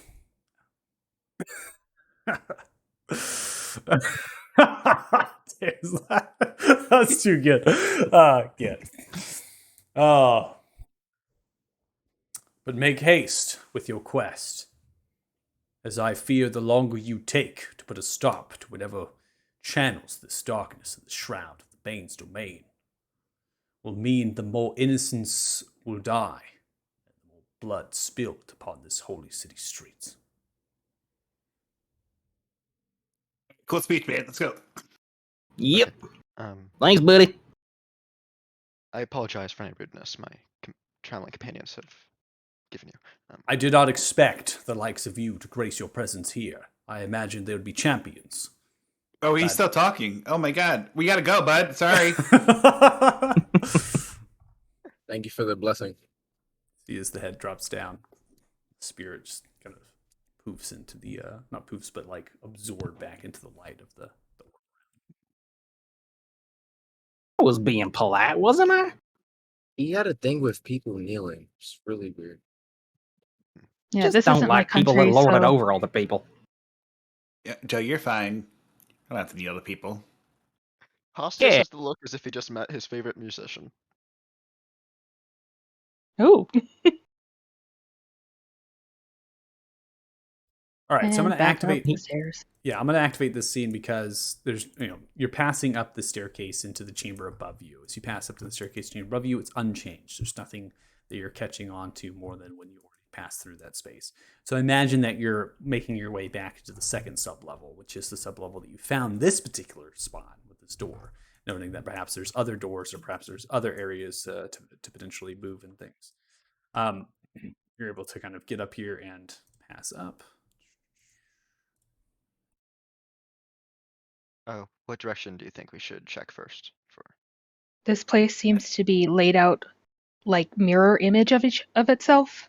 So I'm going to guarantee that there's another door directly south of us. Probably true. There were creatures outside this door last we passed through it, so unless we're gonna fight our way through, I don't know if we want to. It's an Kind illusion. of We run. could try to sneak. And we could, yeah. I could make some noise, with a little cantrip. Oh no, the door's Thea is relatively sneaky. Maybe she could try to go peek outside and take a look, see if there's anything. Yeah, the door's locked. It's a very simple to unlock, and we can hear if they're scratching outside of it still. because we heard them before.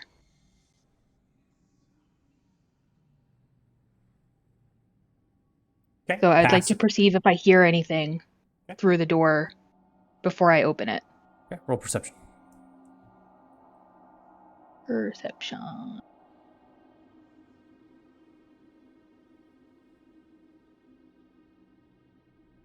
Did it roll? Not have the roll come through. Okay, hold on. Let me try again. Perception. Based on your ping, most likely lagging at this point. Yeah. If you have, do you have physical dice handy? I do. You can go ahead and roll it. All right. It's on the floor. Perception You have a plus 10. is a plus 10, so a 25. 25. Okay. I'll take it. Okay, so 25 there. You don't hear anything on the outside of this door. You don't hear the same stone scraping and things. It gives you a little bit of notion that perhaps they've moved off. Not that they are entirely far away. You just don't hear anything on the other side of the door or in the vicinity within 10 feet of the door. Okay, but it would give us time. I'm going to unlock the door. Okay. I'll go first to see if I can spot where the gray oozes are. And I'll call out their positions once we get that far. Okay, Dirty Joe's stealthing. Same. Hey guys, are we gonna try to sneak or We're you want to gonna put try that torch out, or are we just gonna book it? Let's try to be as quiet as we can until we get spotted. Yeah, and then book it. Put the torch out. What now? Again, Joe, hold on to my shirt or something in the back. Are you putting the torch out? Yeah, I'm having technical difficulties. I don't know, it's not loading, but yeah, I'll put the torch out and follow. Okay. I'll move your token with them, so no worries. Hopefully you get reloaded in. I can kick you as well if you're not able to reload it. Yeah, that'll be good, so I can just silent. I kicked you. So it'll take a little bit to refresh through that, and then you'll be able to log back in.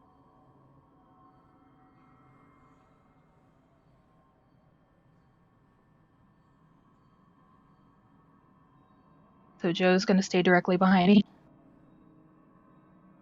Are you behind the door still? Yeah, hold on. It's Okay. being laggy.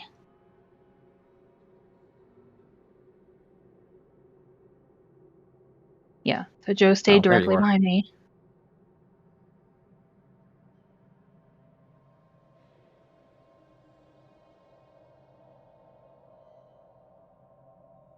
All right. So Thea, you see it. Everyone sees it. Really, except for those who don't have dark vision per se. The gelatinous cube is directly in front of you. It seems to have three Ugh. bodies of the actual creatures inside of it. It just jiggles.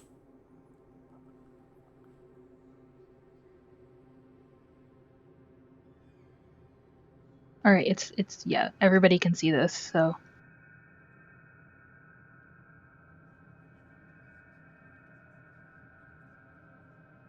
yeah. It looks like we're going off to the right. Oh shit. Should we just wait for it to go past, or should we Regmore, as you are making your way right, you see there are three of these creatures that are just below you. They have sensed your presence. Standing upright, they look in the direction of you, letting off a series of shrieks. I found friends. I need you all to roll initiatives.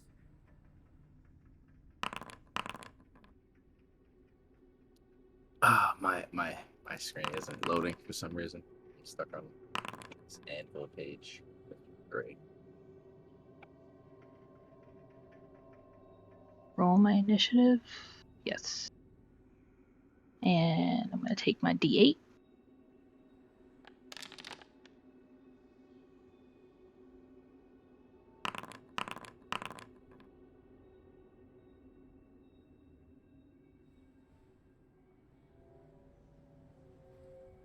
Getting an 8 there, so I'll add that on there. All right, and then Jay, you're having troubles logging in here. Yeah, I can't get into the page. Okay. Are you lagging right now as far as internet is concerned for you? No, everything is clear on Discord and everything. It's just the page right now, Foundry, is not loading. Oh, slowly. Okay. All right, I'm here. Once you're in, I need you to go to the top right where the cogwheels are. Go into configure settings, and then I want you to go down to your performance mode and change that to the lowest possible setting. Done and done. Fantastic. That's going to help you out. All right. And go ahead and roll your initiative when you can.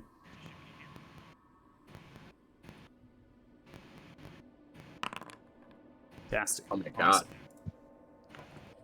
All right, so we're going to start combat off round 1. The gelatinous cube is unmoving, so it's not actually in the turn order here. This creature's going to run up, move, and pounce directly towards Regmore as it runs, launching itself upright towards them. Regmore, the 16 is going to miss you, and it's going to kind of skirt and kind of stop at the other end, slightly to the left, smashing into the wall. It's going to be the end of the turn. Regmore, you're up, top of round 1.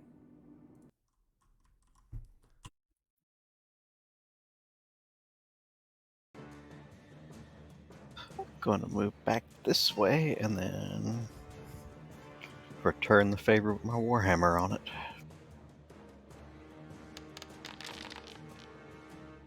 Natural 1. Come swinging around. Thou giveth, thou taketh. It's going to be a bad miss. You strike into the wall segment, splintering bits and pieces of the brick to stone. And into my turn.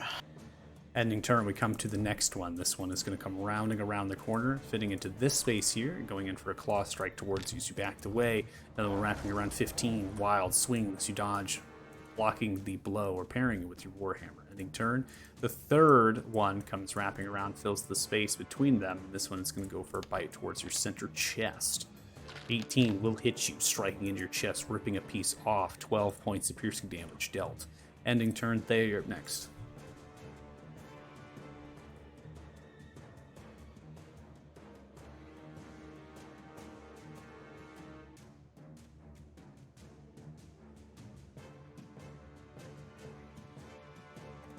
I'm going to take my short bow out. Okay. And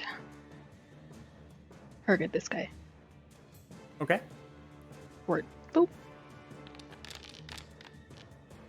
All right, 20 will hit as the short bow lands. 11 points of piercing damage dealt. Okay. Is it within melee range of Regmore, so you have sneak attack option? Yes. Wow, that's a massive sneak attack. That's a good one. Flung directly to the head. See, take it back, flying backwards, unmoving. All right. I think I only moved 15, so I'm going to move up another 15. Okay. And end my turn. Ending turn, Athala, you're up next. All right, down. Don't want to agitate the ooze, so I'm gonna move up a bit, and I'll cast Hold the Dead on this school. Okay. Told the Dead coming out. The creature is going to succeed on its wisdom saving throw with an 18. Takes no damage. Well, that's unfortunate. This is the end of the turn. Costas, you're up next. Dare go diagonal around my walls? I swear to you. Then Costas doesn't see what's going on, so he is going to move to like 20 feet more forward into the darkness. And then I am going to... You know what? Action dash into the darkness we go. Oh no, that's a bit too far. Okay, here we go. And enter. I love it. Dirty Joe, you're up. ZZ Costas just fuck it. Just run into the dark. Charging past. Alright, first thing, I'm just gonna look at Thea. Is like, is there anything like worth going forward for? Is there anything Can I interesting tell at the him end of that there? I can't see. there's one directly in front of Reg? You can, yeah. You can't see Yeah, Reg, so he has there's- no idea what that means, but yeah. Directly ahead just- of you, aim 5 feet up. Hey, That's but higher like, than Reg's head. there's only one left. But like, is there anything worth going down this corridor for? I don't know. We haven't been down here.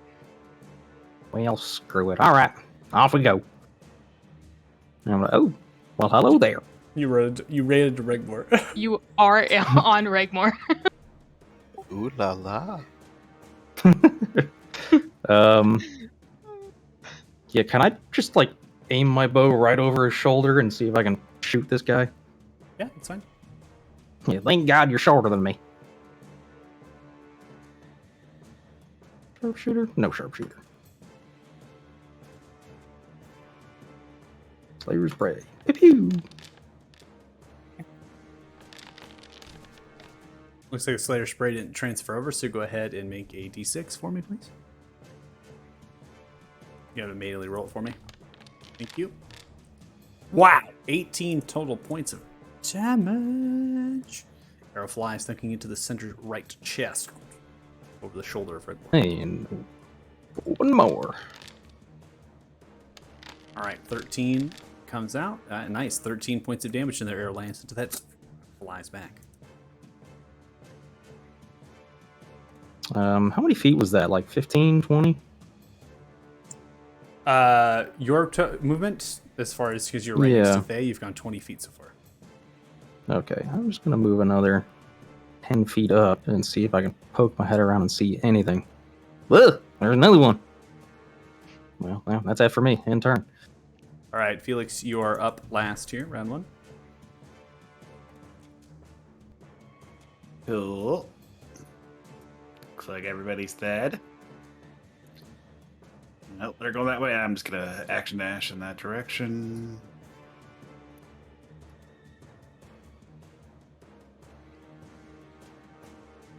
That looks like you got him. Oh no, what one there? Right, enter. All right, creature now going to be pinned here. Is going to go in for a bite attack towards Dirty Joe. 13 is going to be Abyss, and ends turn. Does not move. Regmore, you're up next. Gonna smack this one again. And hopefully not damage the wall.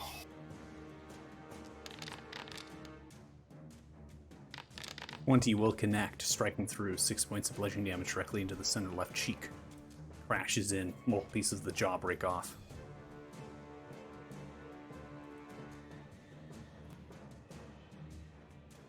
Moving off to the other side. Okay.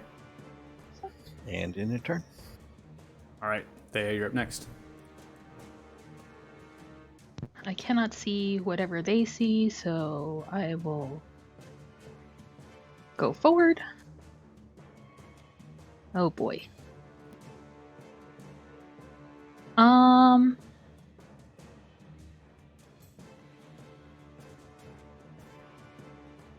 Yeah, I still have my short bow out, so I'll aim around Dirty Joe. Let me duck down for you. That's alright, just slide to the side a little bit. There you go. Slide to the side. Indeed, 27 connects. 8 points of pierce damage. Go and throw in sneak attack. Nice, 13 sneak attack damage. Slide a little bit to the left, firing off the arrow into the center chest. The creature falls backwards as unmoving. Combat is over. Is there anything down this hallway? Felix? Looks like it opens up at the... There's another hallway like what we just came through that the cube's blocking. And I think let's just keep going until we find what we're looking for. There's another door over here, looks like. Felix, as you No. walk off there, not quick enough with the token movement to spot it. And also measure distance because you move 30 feet here. Because you would wrap around the corner, move 30 feet, they would come into view. So, Felix, I need you to make a dexterity saving throw. Easy.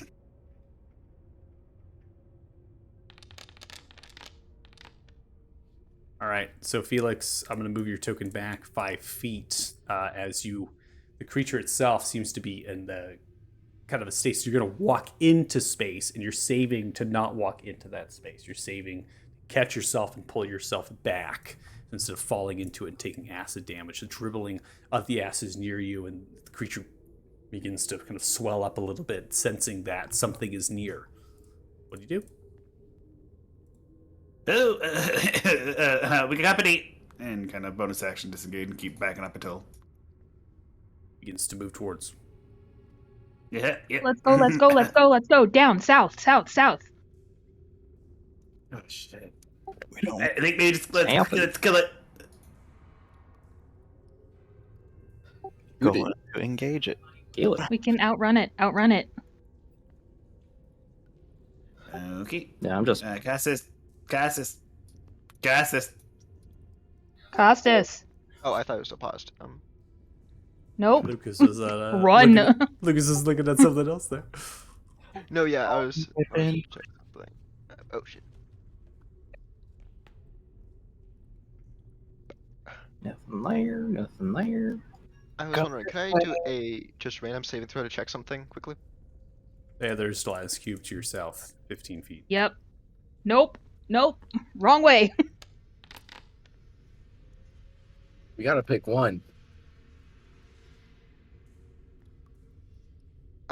Michael, I think my auras went away. Yeah, it's suspended. It's not that it went away. It's just been suspended because the effect sometimes bugs out. It's not a worry. I'm still counting that your protection is going. Got it.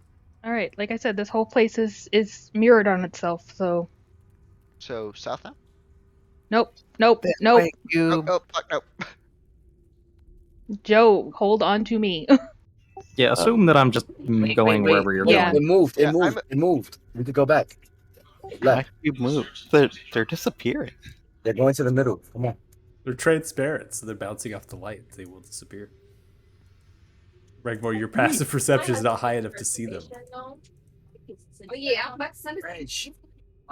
No, I'm letting you know. You gotta make a reservation. Somebody else follow us into this crypt. Somebody's yelling at Othello. Stop him.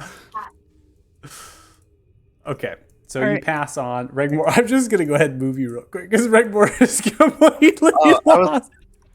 No, I was doing what I was doing. That's where you wanted to be? Yeah. Okay. Hey, No, stay with he called it. He said it. He said it. I'm going to have a pause. So there was Regmore's creature full of reg. with your dark vision. There was creatures down that way. There too. Yep. They were smelling, sensing. Again, Costas, you're in a rush, so your stealth is ended at this point. You're pressing forward and pushing, and with also stealth of Felix, if we take the active, it doesn't matter. So they're moving towards the sites of the sounds and things. You can hear the shoveling, the scraping. The two of them. They begin to press forward. You 5 get towards this door. So similar nature to the one in the north. Regmore. Not there. What do you do? Costas is. How is going- he? Gonna try to open Someone up go the find that druid. Okay, I'll go get him. No, can Wait, you somebody see with in the dark dark? vision. Yeah, Nope. me. I got it. There, you're hurt. Let me find him. Okay, fine. I'll unlock the door. Okay. The door locked. Okay. The door is locked. Regmore, the door is locked to you Okay. as well. We have 2 different things happening, so you got to bear with me. The 2 there have gotten ever closer, Felix, and they seem to now turn around in the direction you can hear from the other side of the wall. Might be little small, tiny gallops in the direction of your sounds. All right, I'm going to try to unlock this door. since the door was locked. Reg's making his way back down where he assumes where the rest of the group went. Okay. So right now that door is locked. You begin to make your way. All right, 22 is enough to unlock it. I have no idea where he is. He's dead. Oh wait, no, there he is.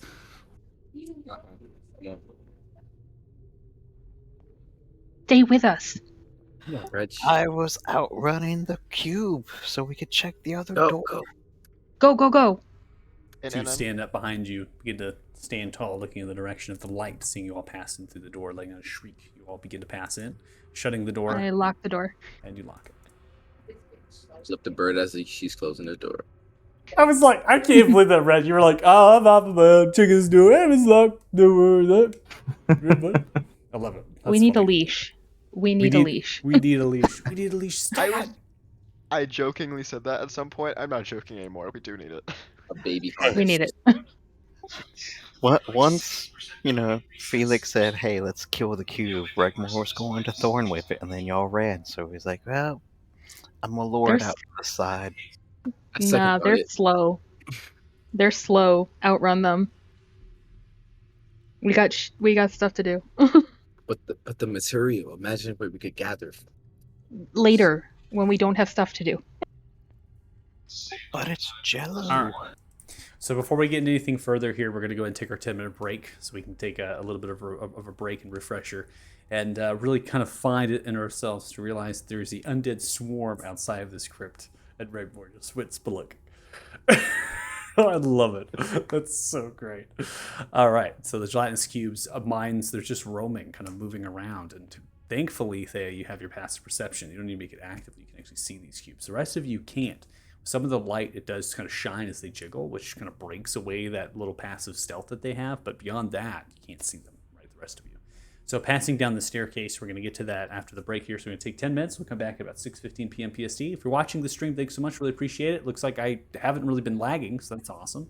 It's been stable, so that's good. We'll keep it up. Hopefully it gets us to the end here. So we'll be back. So Peace. Yeah.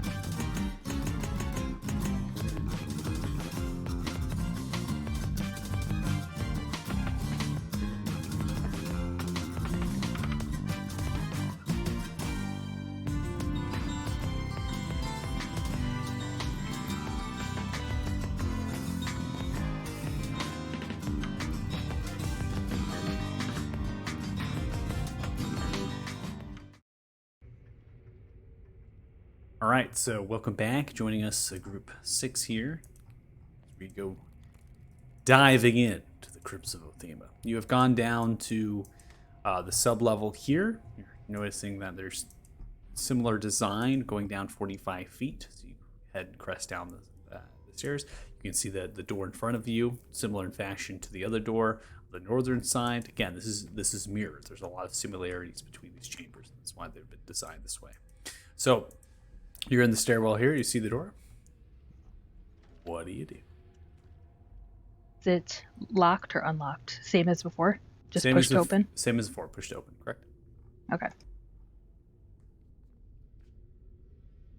We need to be very cautious here. Yep. Or we could just head directly for the stairs. Let's go. So I'm pausing it here because once again, you, with your passive perception, saw that there is a change in the stone here.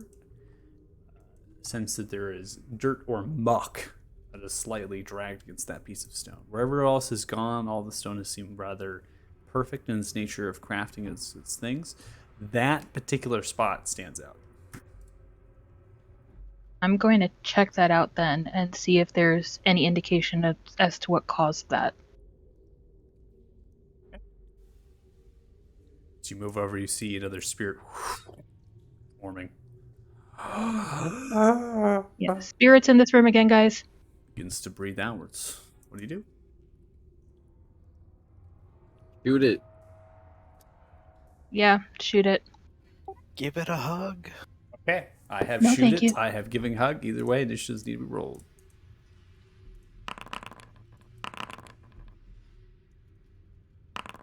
I saw The Felix dice do was not just love gonna me. run down the stairs there. I love it. Felix is I'm out of here. You can roll it off, Felix. You're calm. You just want to keep going down. It's up to you. All right, adding 2 to the roll of there. I'm just going to put you at 25. All right. Go ahead, there. You're up first. Yep. I still have my short bow out, so I'm going to shoot it.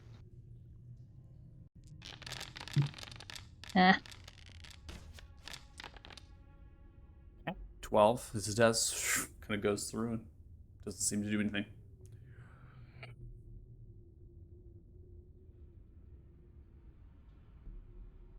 Yeah, I'm going to end my turn there. Very job, next. So did I see the arrow actually go through it, and nothing really happened? Aim too far upright. It still okay. went through it. It just didn't go through its center mass area. Cool. All right, Slayer's Prey, and I'm going to shoot. Pew pew. All right, so Slayer's Prey didn't exactly get the thing off there, it looks like. So D6 for me, please. 31 is going to connect. As the arrow flies, we deal a total of 10 points of damage with that shot. See massive the ethereal sound. And fire again. Firing again. Natural 20! Yeah. Nice. 15 total points of piercing damage. Slayer Spray is not tacked on, only once time there. So 15 damage is going to send the arrow directly through its center mass and kind of poofs up, but it reforms. It's still there. Be gone, you ghastly son of a bitch. End turn. Ending turn. We now come to its turn. As it does, it pulses forward, looks towards there, and goes in for a touch. 21 does touch your shoulder. Take 11 points of necrotic damage. Uncanny dodge that. Putting back 6 points to you. As it does, dealing necrotic damage, you succeed on your wisdom saving throws that seem to penetrate into your soul, pulling from it. Ending its turn, we now come to another. As it does, behind you, Regmore. It reaches out to touch you on the back of your chest. Your area kind of turn around, hearing its moan, and fortunately it's too late. Getting advantage from the unseen attacker here. 28 connects. succeeding with a 25. What is going on with these wisdom saving throws? You take 14 points of necrotic damage. It penetrates through. Regmore, you're up next.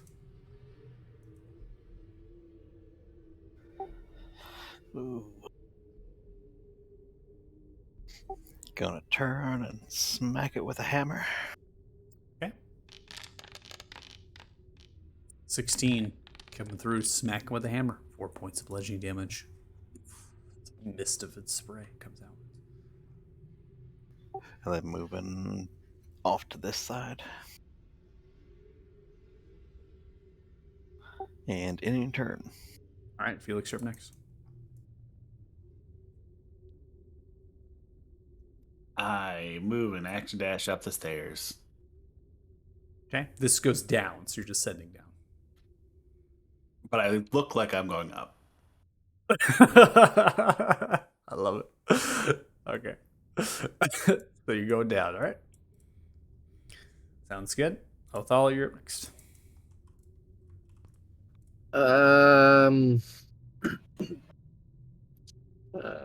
But I was gonna try this last time. So bonus action, light up a torch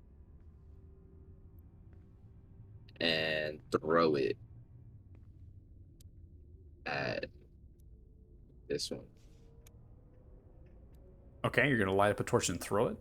Yeah. All right, just go roll a d20 for me, please.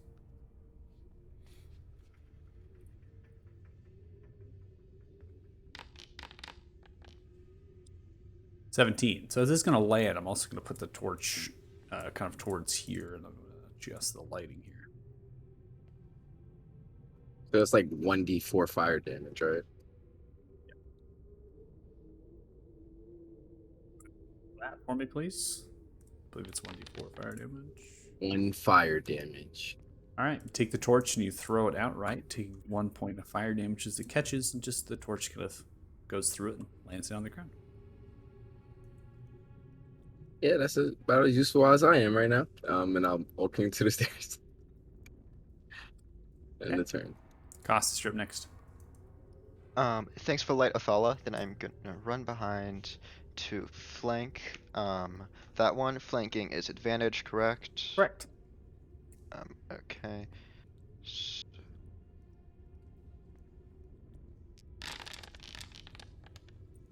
Those dice are so bright on my screen, I can't even see the rules on them. Damn, those things are bright. Holy shit. 17. 23 points of slashing damage as the Baneberry Thune comes swinging, whistling through the mass. Then I am going to go again.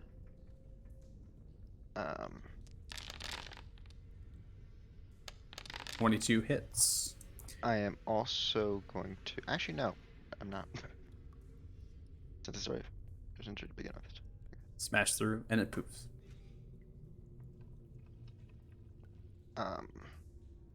Let's see, how far have I moved? So I'm gonna run 10 feet so right by the entrance to the stairs. Okay. And turn. All right. You are up next. All right, I'm going to tell Joe to handle the ghosty, and I'm going to investigate the mud that I saw. Okay. Which is why I came over here. Investigation. Fantastic. 21 investigation. You look at the stains of mud, which is really interesting because, again, you have bricked stone that surround, and you begin to follow little crumbs of dirt and muck that sit in the base of the floor that reach up to the wall, that 90-degree angle just below the stain. You're kind of following that.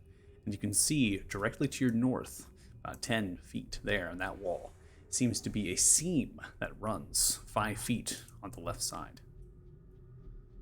Up to 7 to 8 feet. I'm going to call out to everybody that I see that I found something. Hopefully that carries up the stairs. And actually, I still have my bonus action. Can I attack him? Yeah. Okay. So, short sword. That is going to land 9 points piercing damage. Roll for sneak. sneaks. Where are you? 7 total sneak attacks. That's a total of 16 points of damage. Oops. Long for there. Combat is over. All right.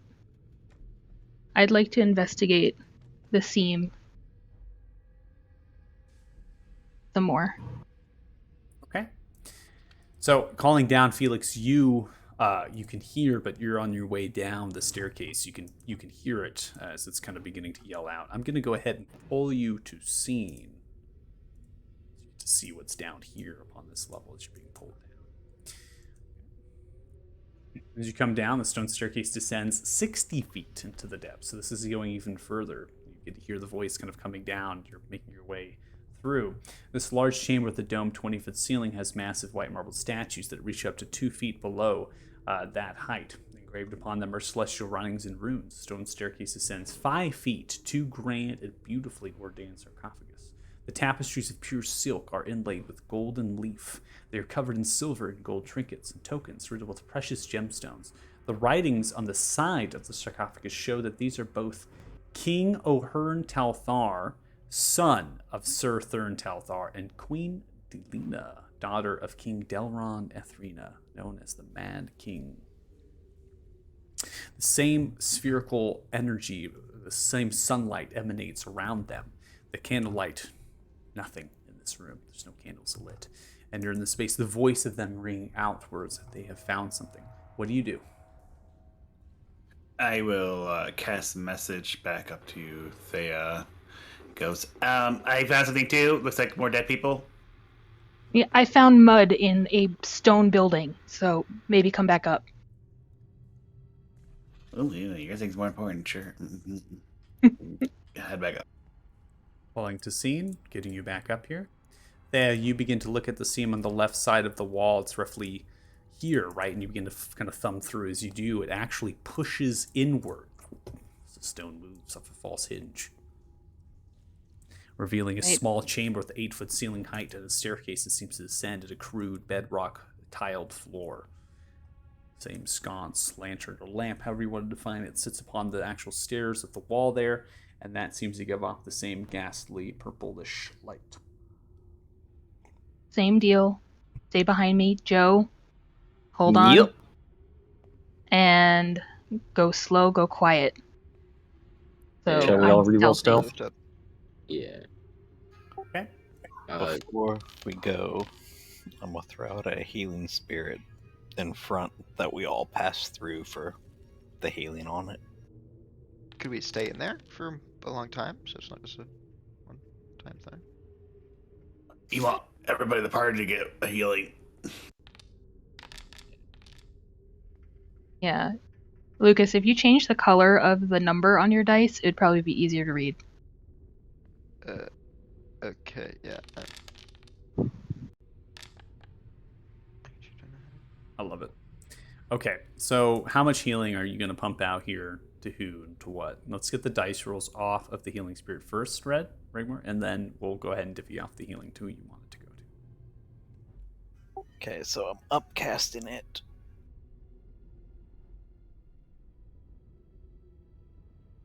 Let me look what doing that, because it increases something on Healing increases by 1d6 for each slot level of second.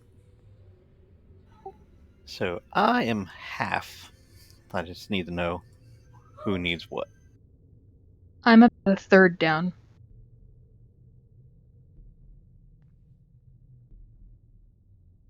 Lucas, Alright. how much are you down? My thing is breaking right now, so I'm going to rejoin and come back. But like I can't. Like everything's like gray. Yeah.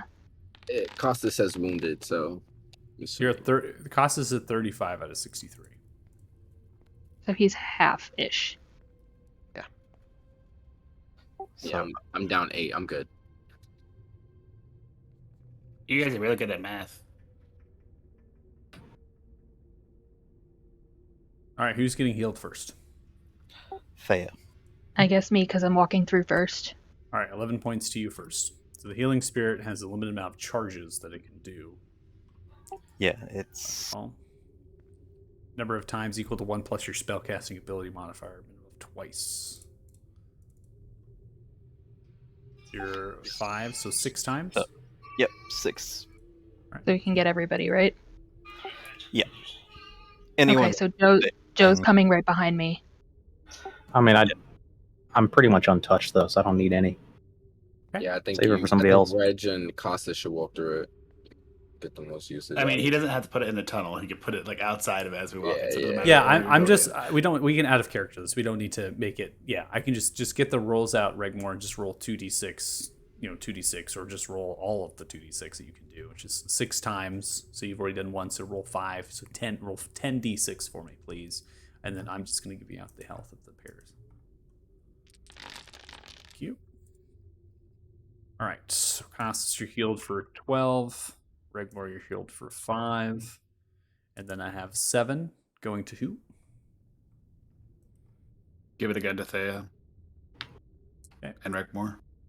7 to Thea, 7 to Regmore, and then last one is a 5 and a 3, so 8. So someone's going to get healed for 8 now. Passes. Costas. Thank you.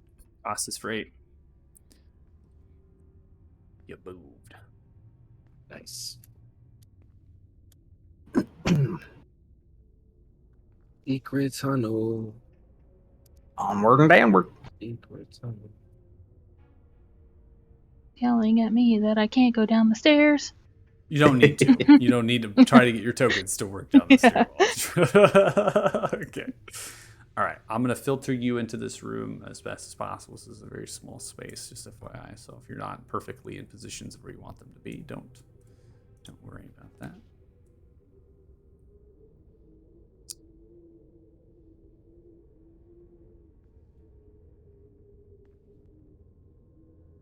Okay. So the spiraling stone staircase descends roughly 30 feet into a small chamber that matches above. There's a single simple stone door that leads west. Upon trying that stone door handle, there seems to be a groove or a metallic lock. It's very common, very simple, that sits underneath that handle.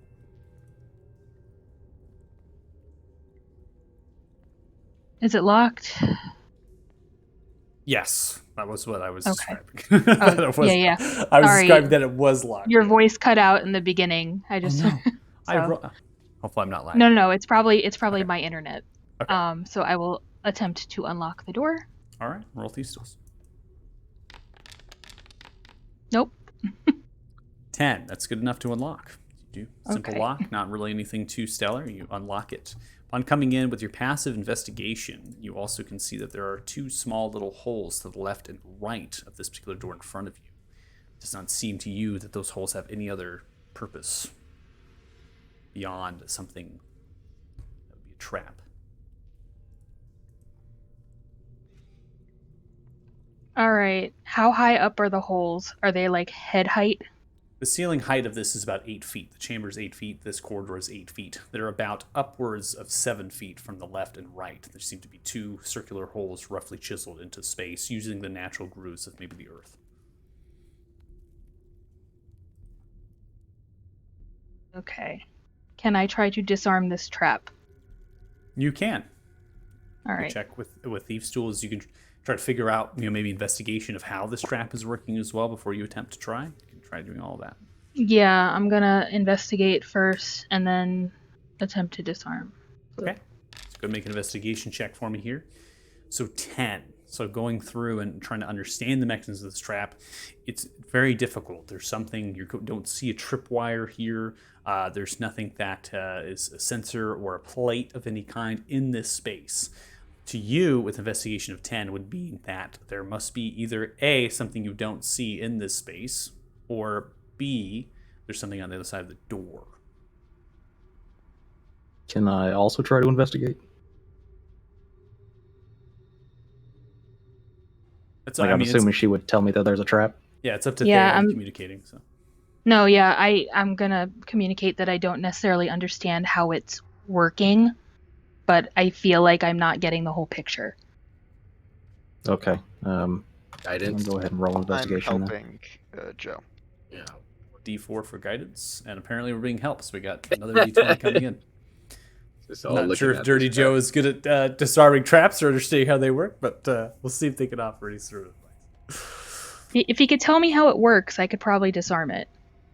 I just don't know how it works right now. All right, so Dirty Joe, go ahead and make another investigation check for me because you get an advantage for being helped, and then I need you to roll a d4 on top of that. Okay.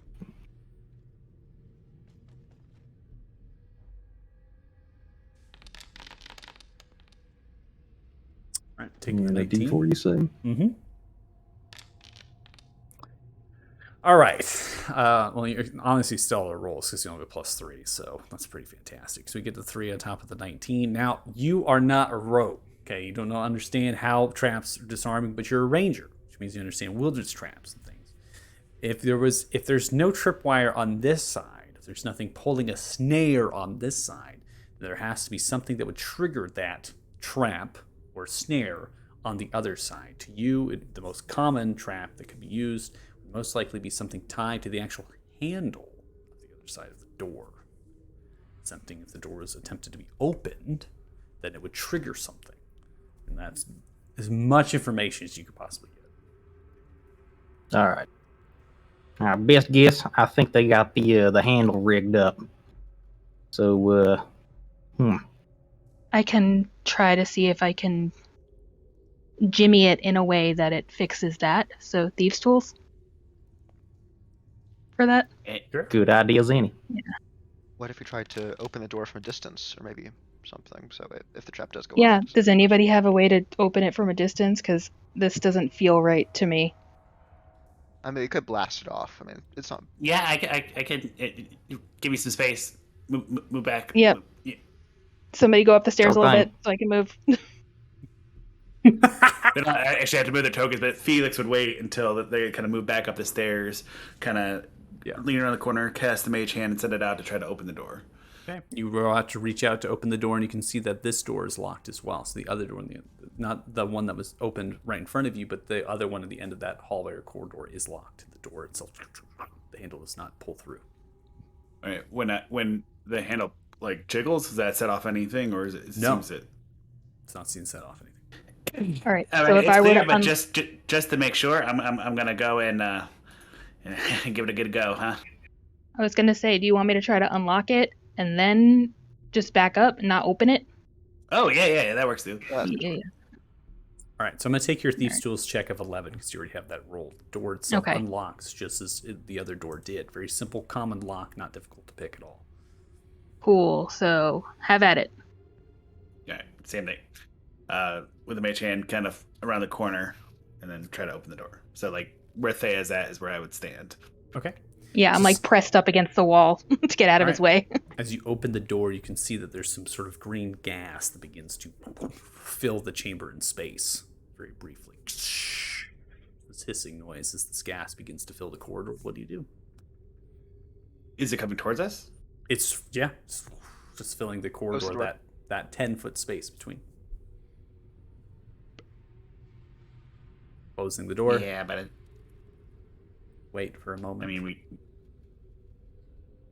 probably need to go through there, huh? Based on my background, would I have any idea of how long potentially this gas could linger around after being set off? I mean, based on what you looked at it, I don't know. mean, yeah, based on I'm what you looked at guessing. it could take seconds for it to aerate until it's not as harmful, right? You should hold your breath and just walk through. We could hold, yeah. I'll cast detect poison and disease to determine what type of poison it is, or what type of, if it is a poison of any kind. Okay, so you're gonna use detect poison disease. Mm-hmm.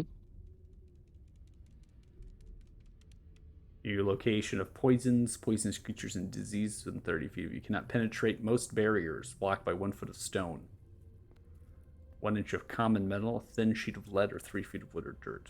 Okay. The door's not 1 foot of stone. Wow, that's a massive aura. Okay. So your understanding is you're detecting and you send it outwards this last 10 minutes. After about a minute or so, you detect the poison. It seems to be some sort of paralysis-like type poison, something to maybe knock you out of sleep and make you unconscious, that kind of thing. That's the best way that I interpret it from the detection. You'd be able to understand what it does. It's gonna make you try to fortitude, right, things of that nature, and then maybe just knock you out. After the minute passes by of you sensing that, you don't sense it anymore. All right, it seems clear now. All right.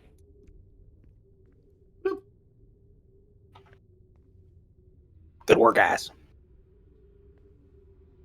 All right. As you begin to pass, funneling in, you see turning around and looking. I'm going to go ahead and pause the space real quick. Turns around as you begin to walk in. You see that Christoph currently is eating an apple. Staring and looking. As you pass into the space, continue moving. And continue to move in. Chewing the apple. See an older human holding a blackish staff. Whoa, what is everyone just walking up here for? Pulls the blade, unsheaths it. What's going on? You see Christoph is wearing this fine, beautiful piece of plate armor with this blackish skull-like symbol upon the chest and the pauldron itself. The great sword holding the same symbol at the hilt with metallic twisted curves of blackened metal. The older human holds a blackish staff, currently chanting at a dead and deceased unburied body. Is currently chanting towards it with this black staff. Kind of sits the staff, stopping the chant, looking left and right as you begin to filter in. Christoph holds the blade. No, not a step. Don't step further. I don't know why this dwarf is coming up on me. Back up. Hello again. Sorry, the boss, Damdar, he said you're at the wrong place. It's the other tomb over. Well, that was foolish to say, because Damodar's not my boss, but thanks for that. Oh, no. Okay. We lost our tour group and must have taken a wrong turn. You know, they started doing night tours around here for the extra ambience. So you guys got any snacks? Fucking lie. God, you'll just come down here looking for snacks. What is this? Back up, dwarf. I'm always I'll hungry. cut you down. Why are you so hostile? Why am I so hostile? Did you guys cause the undead plague outside? Now, we can have a conversation if you want, but I need you, points you, Rigmore. Go back with your friends across the way. Oh, I'd love to have a conversation with And you. you, goblin. You take a 5 feet back. Remember me? Take 5 feet back from me. And I wave my hand at him, like jiggling my fingers. How are you doing? I'm doing great. How are you? It's fantastic. I'm doing Do you fantastic. need a moment? Oh, no, I'm just imagining how I'm going to fix his smile. Oh. On the contrary, you will not be fixing anything. Let me introduce myself to you all. My name is Christoph Cormier. I'm a member of the Black Hand. Douchebag douchebeer stands apart from the party, staring them down, being douchey. I'm writing this as I'm speaking.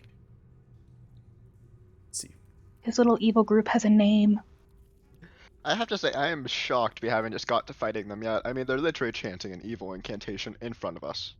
Wait, he's monologuing. You gotta let him monologue. Yeah. Yeah, I kind of want to know what he's up to. Oh, Yeah, we can kill him. way too much. I thought I talked a lot, but look at all you, just unctuous little chickens just going Please off. continue, douche off. Oh, by the way, what I chance don't think would that's there necessary anymore. Fremar, continue your fucking work. I'll chop you down too.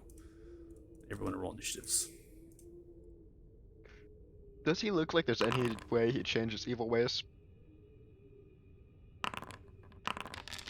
You could spend your action rolling insight if that's what you'd like, but I'm not going to tell you that at this point. That was such a paladin thing to say. What kind of meta thing is that? I want to know if they can change through ways. I mean, yeah, you could roll insight to see if they will, but can't tell you anything after that. You already called down an undead plague. I think we're beyond that at this point. Yeah. I'm like redemption paladin. I should ask that, but he did call down undead plague. I think he's too far gone. We don't know that yet. You pull out your sword. Do I'll you take him feel on. guilty, by the way? I'll take him non-lethally. I think that's the approach I'm taking. All right, If you so guys want D8, to we got do a it. 6 towards there.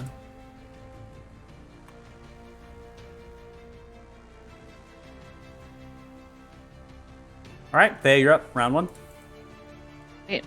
I'm going to do bonus action insightful fighting on our dear friend Kristoff.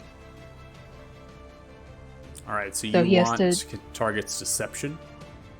Yeah, he has to roll a deception check against my insight check. Okay. And I get a minimum of an... Okay, that's way better. 28 does not beat a 29. Ah! Well, fuck it. I'm gonna rush him. Short sword attack. All right, you're rushing in, barreling in, pulls the great sword outwards, lets out a ring, and the necrotic shroud envelops the blade, holding it in 2 hands, going for a short sword strike. First strike, 27 connects. Slices in, 7 points of piercing damage upwards of the upper plate. There's a groove within the under pit area, and you slice in. And that's the end of my turn. Ending turn, Othala, you're up next. I'm gonna take out my Tinkerer's tools, point the metal right at Kristoff, and in a clockwork motion, cast momentary stasis. Okay.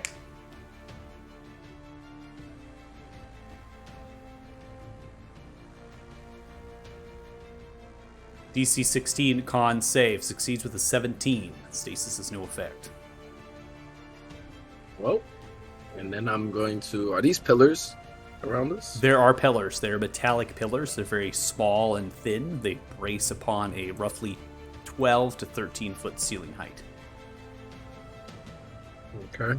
Make my way.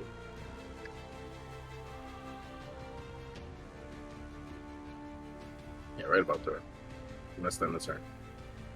All right, Costas, you're up next. Can I stand on top of that? Or, On top of, like, you know, this right here? it's a wooden casket and an altar that stands roughly 3 feet high. And you have a casket that's wooden, so you're going to try to stand on the wooden casket. Can I push it off and then stand there?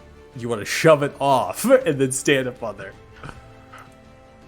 Okay, that's too far. I mean, I'm trying to clarify what you're attempting to do. That's all I'm doing, Lucas. So tell me what you're gonna do here, and I'm gonna try to figure it out. What do you just want to stand up there? Yeah, I want to stand up there. So I Okay, can you get the, can't like- stand up there with the wooden casket unless you want to break into the wooden casket and get kind of trapped with your feet in there because you're quite heavy. So you're gonna try to body check and shove it off. Would that require me to use my action to body check it? I'm just wondering how a paladin feels about desecrating a body. Yeah, I know. There is a body in there. I'm trying to feel that all out. That's up to you. You know what? That's up to you. Make a You know- strength check for me, please. Nah, I'm not gonna do it. It Okay. doesn't make sense. In that case, I'm gonna move here, and I'm just going to attack. There, do I have? Oh, I won't keep that active. Yeah, right there. All right, 15 at the Bane of Barathun's swing, great sword, whistling outwards, parrying the blow and shoving it off. Does not connect. Okay, then again. And 30 I'm does. also gonna throw on a smite for that. Okay.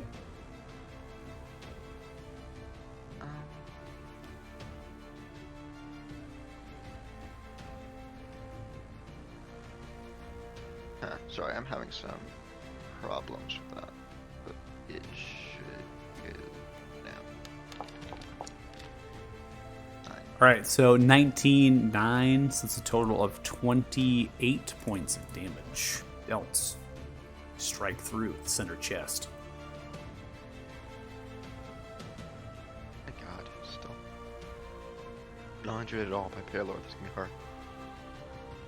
Felix, you're up next. All right. I'm gonna move behind the column here. I'm gonna cast out a fairy fire. Okay.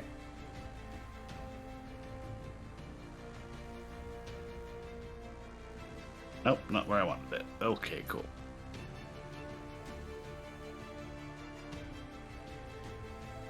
Yeah, if you need to right click, reset, no worries. All right. Looks like Fremore and Kristoff have both failed, lit by the fairy fire.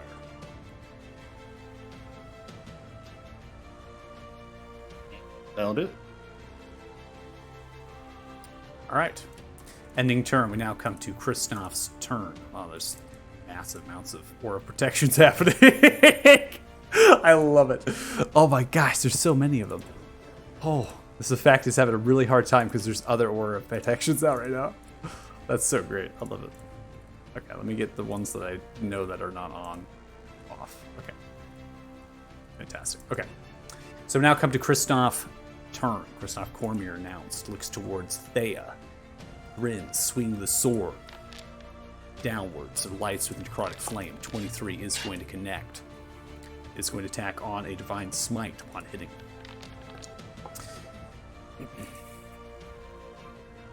Do I have to pick which one of those I uncanny dodge? No, you can. It's just one damage source. So Okay, so you get I uncanny dodge that.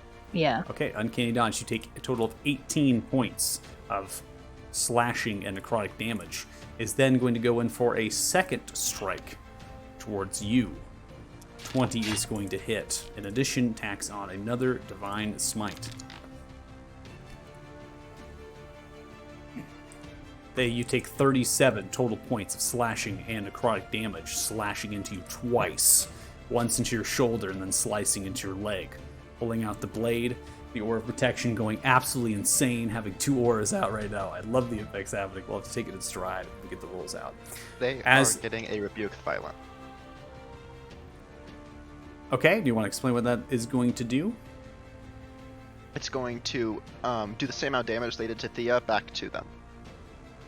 It's not getting rid of the damage Thea took, it's just doing the same amount of damage to them if they fail a wisdom save.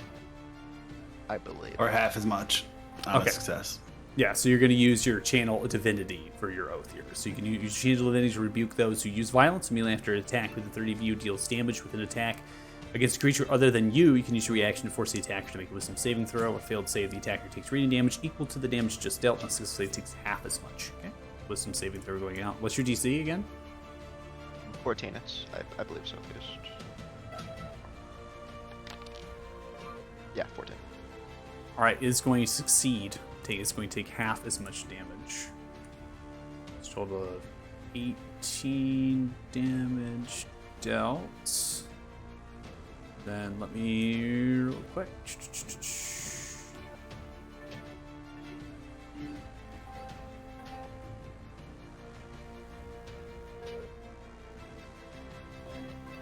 Okay, so the damage is not stopped from hitting into Thea. It's just takes damage. It's the same amount. Yeah. So it takes half as much damage as what was done to. Okay. Okay, on this successful save. All right, so Channel Divinity used up there. Kristoff's turn is over. Dirty Joe, you're up next.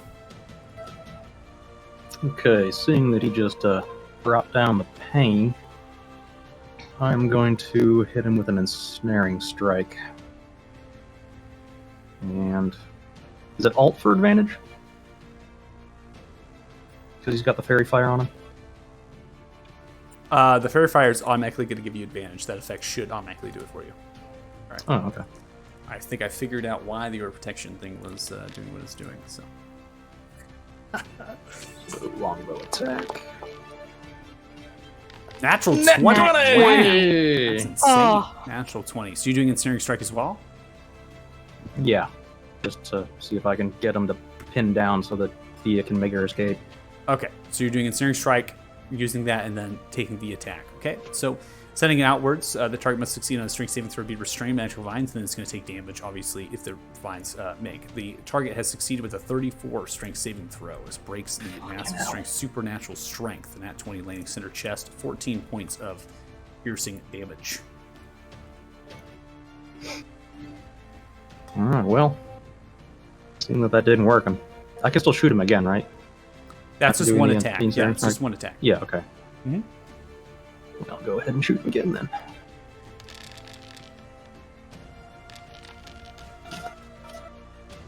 Right, 19 is not going to land. The arrow flies into the heavy metal, dances off of the shoulder.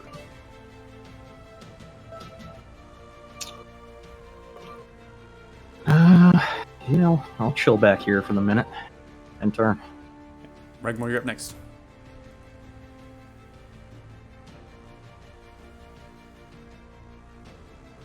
So, his brother in the back is just doing the ritual casting thing. Correct. As far as what you can tell, they've gone back to work, sweating at the brow, frustrated and slightly scared looking from your passive insight. Going to Thorn Whip that one.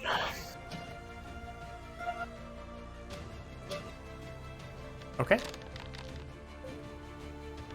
14. All right, 14 is not going to connect. As you go in for the Thorn Whip, you actually penetrate into a magical barrier. Suggesting this creature actually has mage armor on of some kind. It kind of strikes into the rope. Runes begin to alight as the Thorn Whip retracts. Moving off to this side and ending turn. Ending turn. We now come to Freemar's turn. Sweating at the brow.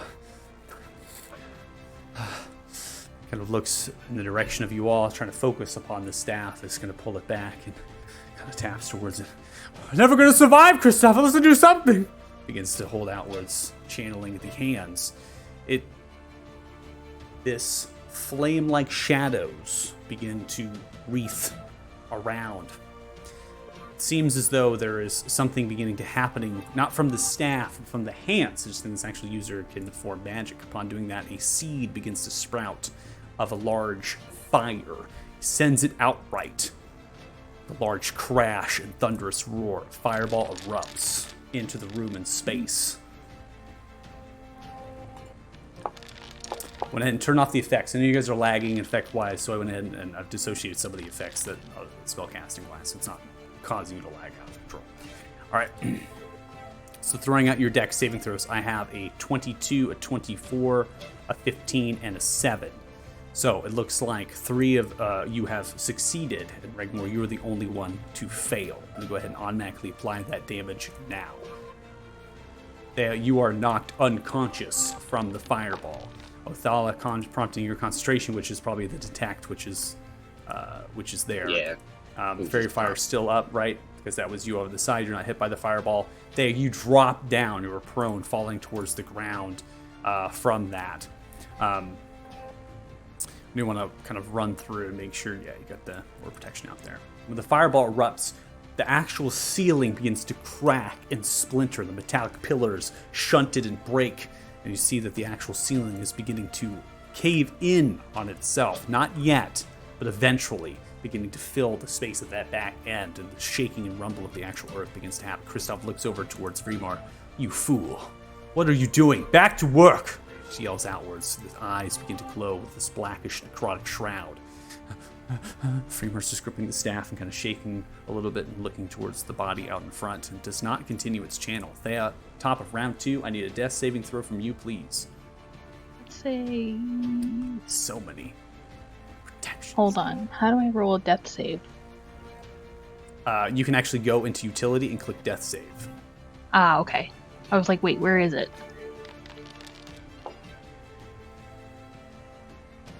All right. 23 is going to be one step closer to life. You're still in unconscious state and prone, but you are coming, one step closer to being stabilized in that state, so that's awesome. We're going to go ahead and end your turn. Thala, you are up next. Thala, you just witnessed this character at the backside of this black staff has unleashed a fireball, suggesting they actually have capabilities of magic that are at a decent level. Reg, can I leave Thea to you right now? Yeah, get her. Alright. I'm going to run past. I'm going to try it one more time. I'm going to cast Momentary Stasis on Kristoff. Okay.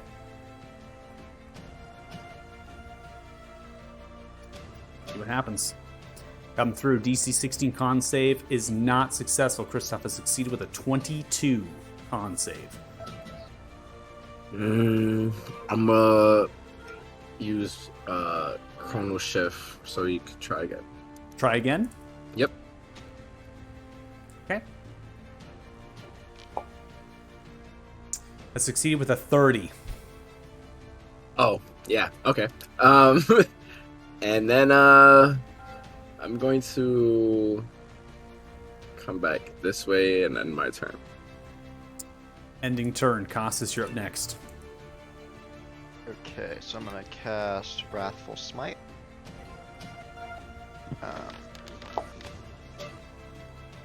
Then I am going to go for a Bane Thin attack. Do I have that? That should auto add the advantage, right? Yeah, so Fair Fire is automatically going to give you the advantage. 29 is going to hit. I also had the saving throw already ran from the attack. So we have a total of 16 points of slashing damage dealt to Kristoff here. And then we're going to attack on. The Wrathful Smite is going to fail, and it's going to take 4 points of psychic damage. And I'm also doing a level 2 Divine Smite. Okay, go ahead and roll that damage manually then and just deduct the spell slots from. This creature is not going to have to make a wisdom saving throw, as it actually is immune to the frightened condition. It does not seem to be frightened as your Wrathful Smite comes through and strikes. It's attacking on the upcast here of the Divine Smite, 10 points of rain damage dealt as you come through on the single strike. Okay, then for my next attack, I will do on Great Weapon Master and go again. Alright, 1. All right, 21 as you come through for a slice is going to hit 26 points of slashing damage dealt. And I am throwing on another level 2 Divine Smite. Okay, roll the damage flat, please.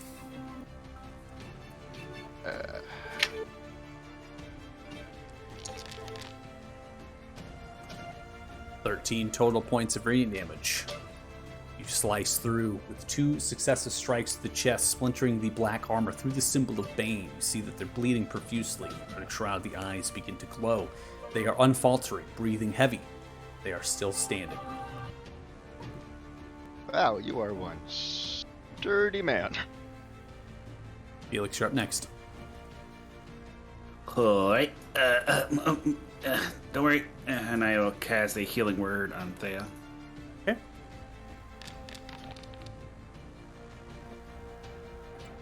All right, 8 points back to you, Thea. You will rise with your eyes open, but you are prone. Swing back over. Kristoff, and make 2 Eldritch Blast. Okay. 26 hits. First Eldritch Blast, 2 points of force damage. Second Eldritch Blast hits, 29, 6 points of force damage. That is a total of 8 total points of force damage. Kristoff still stands. 2 successive strikes in the shoulder, crushing into the armor of the shoulder and in the back. Bring him down. And I'm going to bonus action. How far are you away from me, Joe? Give a Bardic Inspiration to Joe. Oh, I already did my bonus action to heal. Never mind. You're good. Lies. Just move back and turn. Okay. Moving back and ending turn. We now come to Kristoff's turn. Kristoff, these not wings begin to enthrall them, but rather a shroud of this necrosis begins to spread outwards, and it seems to be spreading in a large radius as it does, erupting outwards. It sends it outwards as these spirits of necrotic shrouds begin to fill in space. In addition to that, similar in fashion to a lay on hands begins to heal their wounds as this casting has happened. Not only is this Spirit Guardian's level, but a lay on hands in addition to that as they begin to recover a set of hit points here. In fact, they recover roughly 50 hit points back to themselves as they regained healing themselves. Their eyes, the necrosis tendrils begin to sprout from the head, and they fill in the veins around the eyes. Their voice deepens outwards. The spectralness begins to point in the direction of you, Costas, with its weapon.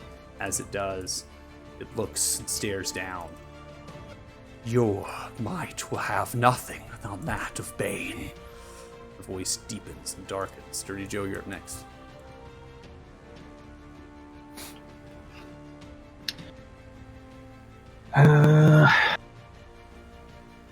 See, is it worth it to try to run up and give the potion of healing, No. or do I just try Take- to take this guy take him down. Yeah, Take him down. kind of what I'm thinking.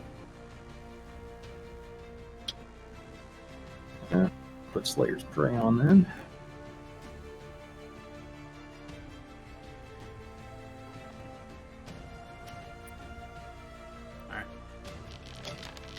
First attack coming through. 21 connects. Slayer's Prey, total of 15 points of damage dealt. Arrow lands in the shoulder. Still concentrating on the effect. Alright, second attack. 27 lands. You won't have the Slayer's Prey because you only get that once. 9 points of damage dealt. This time into the right hip, succeeding on the concentration.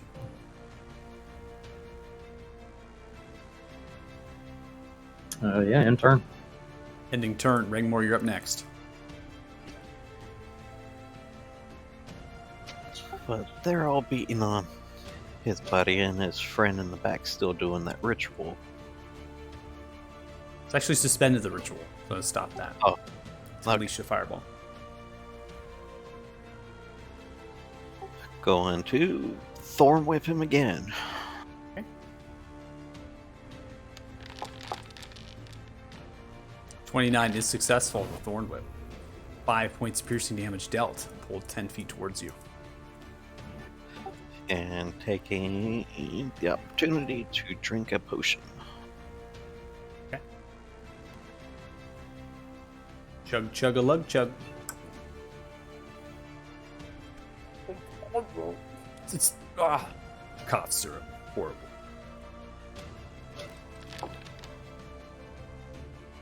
All right, 15 back to you. And ending turn. Ending turn. We now come to Freemar. Freemar holding the staff. It's for my son. It's for my son. Takes the staff, hits it into the body. See the body begin to twitch, rotate. Brother, I need you. I need you. Begins to hold hours. The brother begins to twitch outright. Begins to sit upright. Begins to sit upright. Slowly begins to curl themselves. Stand, joining the fight. Taking their movement here on the next subsequent turn. They rolled a literal initiative right under Freemar of the order. They are taking half their movement speed to stand upright. They slowly look towards Freemar. Brother, is that you? What? Slowly looks towards the rest of you. Looks towards the one at the center, Kristoff. Slowly turns, outstretched, and looks towards Regmore chugging the potion, Thala, and everyone else. Stretches and looks towards Cassus holding out, stretching a hand for a whole person.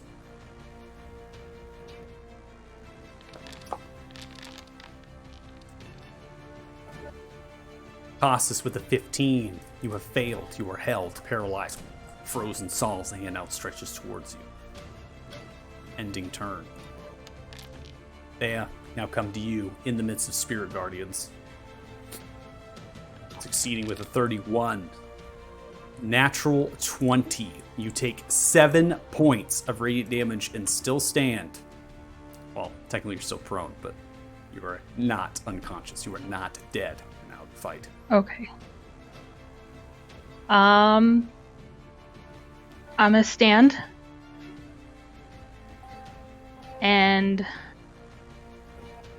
2 short sword attacks against Kristoff. Okay. 28 connects. Coming through. 9 points of piercing damage. Attack on sneak. 13 additional there. So that's a total of 22 points of damage. Yeah. Okay. 22 points. Succeeding on Constitution. Still up. Alright, second attack. Coming in through the second attack. 17 does not land. Come through, slicing, armor chipping away towards the back right pauldron. Kristoff breathing heavily, bleeding profusely. Blood of pool now filling their feet. And you know what? I'm just gonna take 1 step up. And then end my turn. Ending turn. Othala, you're up next.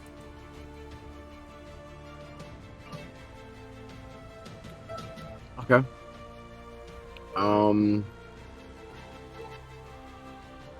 I'm gonna toll the zombie guy. Okay.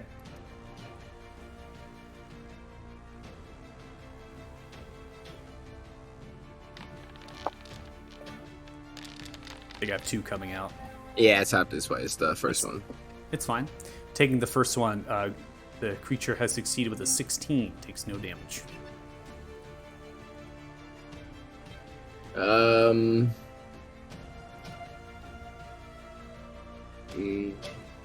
have no bonus actions. Yeah, that's end the turn. Costas, taking Spirit Guardian damage. I'll prompt you for a throw. You're still able to roll for this. Succeeding with a 25, you take only 2 points of radiant damage. Pretty lackluster. I think your concentration on the Rageful Smite has ended, Yeah, so that if does. it's gonna prompt for you. So we're gonna just ignore the roll, and I'll take it off of you after you roll here. Fantastic. Okay, so now you are held. Okay, so for your nothing that you can do on your turn. So at the end of your turn here, I'm gonna need you to roll a Wisdom saving throw, please. Fantastic. You are no longer held.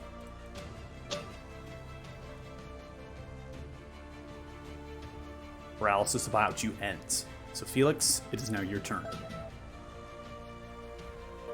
All right. Step out, look at Kristoff, and give him a what's it called? Unsettling words. Okay. Putting on unsettling words. So he takes a negative D8 from his dex saving throw he has to make against me. Okay. Then, as an action, I will cast a Dissonant Whispers on him.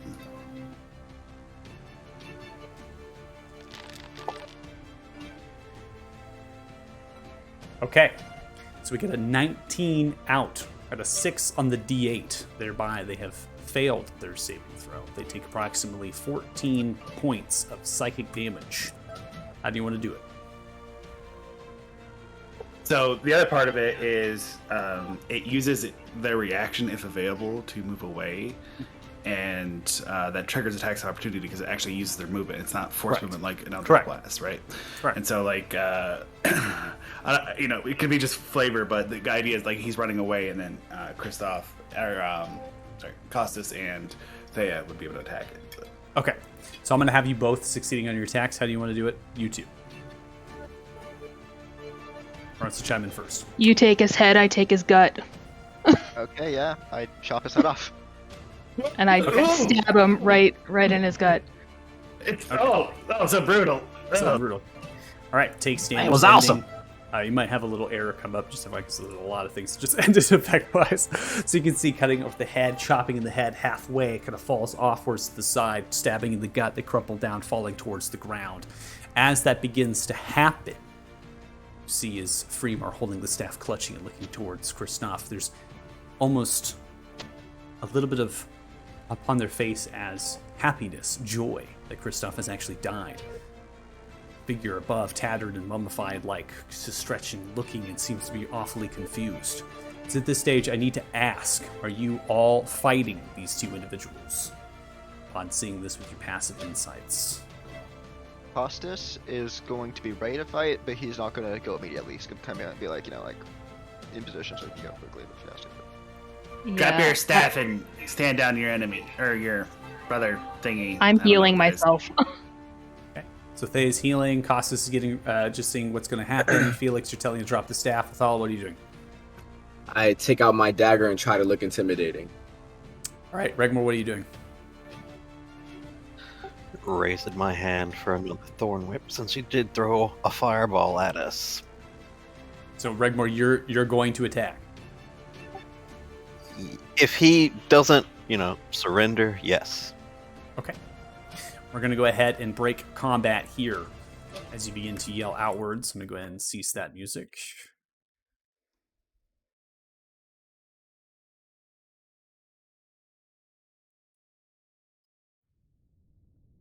Brother, no. Kristoff is gone. Sees one. I don't understand. It's okay. It's all right. I I got the memories from you. I have everything I need. Nephew's in dire straits. Holds the staff and grabs it and holds it back. Begins to glow, and you see the body just crumple and fall downwards. Damn, so brother, I wish we could speak, but there's no time for that. My name is I think I'm not sure. My name is Fremar, and I go by the last family name of Valorin. Well, that's great, Fremar. Here, can you hand me your staff real quick? I could not. You cannot hold the staff. It is not something that would be wise. Then put it down. Okay, then you can just set it down. We don't have to take staff it. of Ashtar. Yes, I can leans it upon the altar and holds the hands. That's subdued for you. You see a pillar of shroud necrosis begins to spawn from the central part of the cavern, begins to fill the space over Kristoff's body. A figure, an avatar of shadow, begins to form, filling the space and sucking the air out. As it does, it holds a large black gauntlet of a hand over Kristoff's body, which crumples, pulls together, and splinters, and begins to hover. As it does, fills into the palm of the gauntlet, outstretched over, clutches it. As this figure begins to look, the musculature of its surrounding face and its figures, it's humanoid-like, but it's like a kind of a genie. Half of its body is just this tornado of shroud of energy and things. It just hovers there. It makes no effort to look upon you, perceive you of any kind. Perhaps it's not even really here, just seeing this figure, this avatar, and Kristoff's body disappears, clutching the gauntlet. Further, the shroud envelops, filling the space, spectrals, as it is kind of absorbs into the lighting and disappears. Would I have seen anything or like know what type of being that was? Make a religion check. Would Costas know what that is? Since no, so You can make a religion check. Oh, I thought it was with you guys. You can also just wait for Fremar to speak. We might figure it out too. That's okay. We need the checks. We got to get the checks. Anxious, you lot.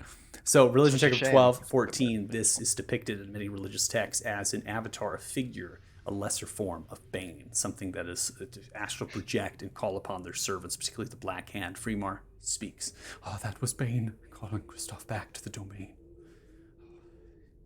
Safe for now. The staff is something. Listen, I would love. I can tell you everything if you'd like, but please don't harm me. My son is being held as prisoner by Damodar, and they will surely die. Did y'all cause the dead to rise upstairs? We don't have time for this. Yeah, how... Ashtar motions towards moving the hands of some sort of illusionary spell. At the backdrop of this cavern, you see exposed sun-tree roots. At the backdrop of this cavern, the northern side, the roots themselves, this assange of illusion beginning to disform, suggesting that the roots actually penetrate into the space. They're actually seeping a black ooze. The sun-tree was used to empower, to be able to cause the uprising, but I did not. I only am a pawn in the master of everything. I have to do what I need to do, and I plead with you that if you can find some mercy in your hearts, please, for my son's life at least. This is my dear brother Gular, and I've extracted the memories, and I'm after one thing, and well, two things really.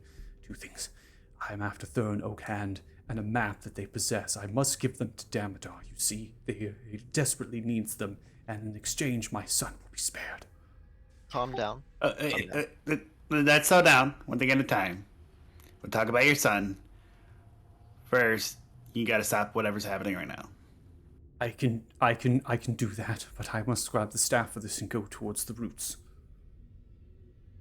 Okay, don't worry, Costas will cut off your head if you do anything weird, so.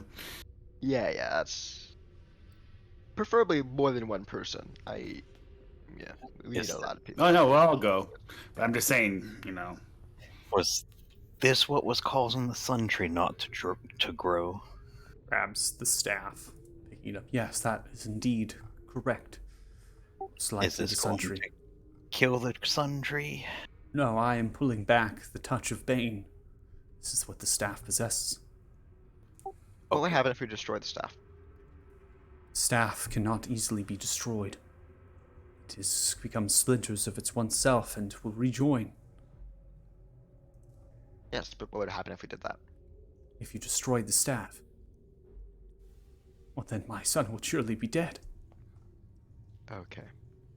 Thing at a time, Costas. Yeah. Damodar does not want the staff. Let me be clear. The staff must be used to bring back Thurin Oakhand, which is the body in that casket. This is my brother. I was hoping I could make one desperate last plea to see if they could help me against Damodar. We did not have to do this, but I switched the bodies.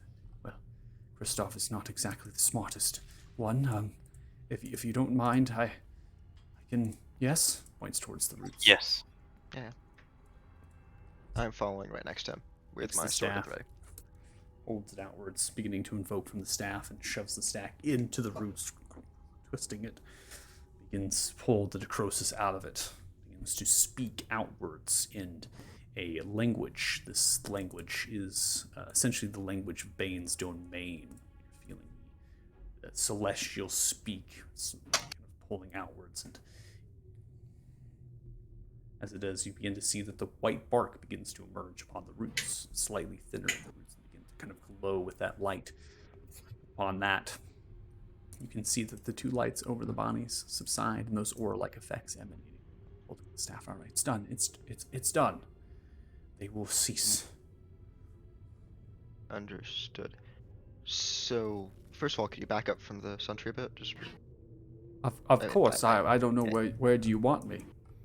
Just 5 feet back would be fine. Just, 5 feet back. All right. yeah. And just put your staff on the ground, please, again. Leans against Yeah, the altar. Don't worry, I will you've been mage hand the staff to the other side of the room. Okay. you have been very cooperative. Don't worry, everything will be fine. So first of all, what exactly do you need from Thernocant? I don't know. I just know that Damodar needs Thurin Oakhand, and it is part of my... Well, it was not really mine. It was actually Gular. Gular was... I don't know much about my brother after they made way here to Othema. I have no idea, but I only know that Gular and I had trained in Glimlaw and studied within the school for some time, and of course his magic was far more powerful than mine. I was more in administration and other sorts of tasks. My coolship was quite great. But, anyways, off topic. So Gular, all I know is that Gular was tasked to find something. It was imperative, and they became obsessed with it. And, well, it was not the fact that Gular was obsession that Damodar cares about. What it was, at the end of that obsession, it was the manner to reach that obsession. And I was told that they might know of the location of Thurin Oakhand and a map. Those were the two things I was given, and that I needed to find them. Well, dealing with people and extracting memories is very difficult to do. And the staff, albeit was powerful to bring about, and spirits and things, I lacked the final piece. The staff was incomplete, you see. And, well, I sensed it. I could feel that the last piece was close. I entered the city. And that's Randall Gurn had. And That was in his chest. I told Christoph that we could reason with Randall. Randall was the Imperial College, someone of great value, and that perhaps they could see the research avenue of this, and we can come to terms. And Christoph cut them down and murdered them, and I concealed using the magic instilled to their house, and I could not find where it was that Randall Gurn had stored it, and so we made an escape. I tell you, I am merely just a pawn, and I did not harm Randall, and I didn't harm all those disappearing people, but I am at fault for covering them up. I do apologize for this. Okay, take a break there. Did you ever go back to the house? I ever go back to the house? You or Christoph? I personally did not know.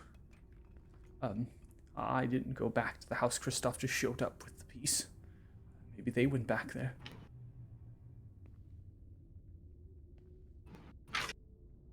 So wait, hold on a second. Who's this Damodar fella? Dar is someone that came to me. I was once living in Melandar, and my house in the southeast docks, and, well, Damodar approached me, and someone of great power for arcane, they told me of what it was that they had done. They had taken my son, and that they were to be killed if I did not do what they wished. Beyond that, I do not know who really they are. Why did Christoph say that Damodar wasn't his boss? Are they not working together? They are, but you have to know that the Black Hand, the sole authority, is Bane. They only follow orders and instructions from Bane. Christoph is merely working with them, not for them. Did he just say that he was from Merlandar? You did? Does the name... And Merlandar is Temerian occupied, correct? It is not Temerian occupied. No, it is it once was a vassal city-state that became its own vassal kingdom, and then now has been essentially occupied. Well, it's, for lack of a better word, it's under Kingdom of Thuria, so it is the town. It's under Talthar rule. The Temerians had lost claim to it over 300 years ago. Yeah, okay, so there's probably no chance I would know who Damodar is. No, Damodar and Melandar have no connection stated by Fremar. Okay. Right. I did. Sorry, when Costas was talking before, I did want to insight check him because he said that he was just a pawn, and I wanted to see if he was being truthful about that. Okay. So you wanted to insight Fremar when they said that they were just a pawn? Yeah. Okay. With my ear for deceit.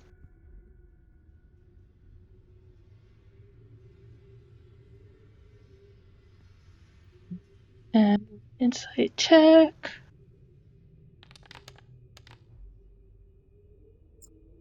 They're scared, frightened, somewhat relieved. The information, albeit coming out a little bit unorthodoxly all over the place. They do have a streamline of thought, and it seems that they are not lying. Okay.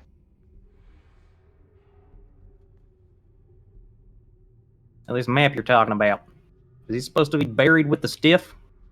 Should we just crack this sucker open and grab it? It's what? Okay. This room's so dark. I've yet to move rooms. Oh well. The stick. The what? What are you referring to? Is it buried with the body? No, the map you're looking for. Oh, Is it no, just in the casket? The map is in. May I? Can I move by you? It's in the chest over there. Okay. How about I open it? Right here. This chest, I believe, it was not buried with the body. No. It was actually found within a space of the actual keep, the lower keep that Gular used to work in. It was hidden away. I found it. I think it dates back to Thixia, Fae City within the marshes of what once was the Redwoods. I have yet to figure out the lock. It is a tumbler. You see, it's a little bit difficult. Yeah. How about you take a step back and I check it out? Of course, yes. By all means. You see, it's a metallic chest. It has this darkened, decayed ashen wood, but it's still upkept and polished. It's very small. It has a tumbler. This tumbler itself is fit with runic values, similar to like an alphabet. And in series, you're looking at roughly 10 digits to it, I believe. Okay. I gotta consult my notes. Yeah, 10 digits. Try to... First, can I check it, see if it's trapped? Because I don't want to die with a trap exploding on me. All right, go and make an investigation check.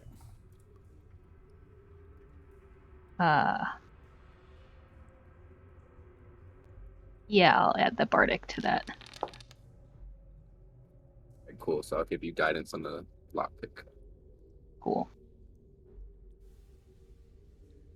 All right, so investigation with a 20. The chest itself, taking a dagger, maybe you're taking your tools and kind of prying open, seeing if there's any wiring or anything that would suggest that this would be trapped. You don't see any. There's no wiring. There's no nothing around the hinges. There's no false essentially false compartments on the outside of the chest either. And the tumbler itself is made of a beautiful brass, and it's neatly made. And the language that is actually on here, the only reason why you kind of understand the digits, the actual of this tumbler, is the fact that you speak it. It is Sylvan. Yeah. Awesome. What does it say? The digits themselves are of an alphabet, and they are exactly that. And so the essential figures themselves are extremely small. Picking it up and understanding it, it would resemble, like I said, a 10. It's some word, 10 digit. or it's a 10. It's like some word or something put together. It either has 10 letters, 10 equivalent of digits, right? You're pretty sure from your investigation that it is a phrase that's just been grouped together without spaces.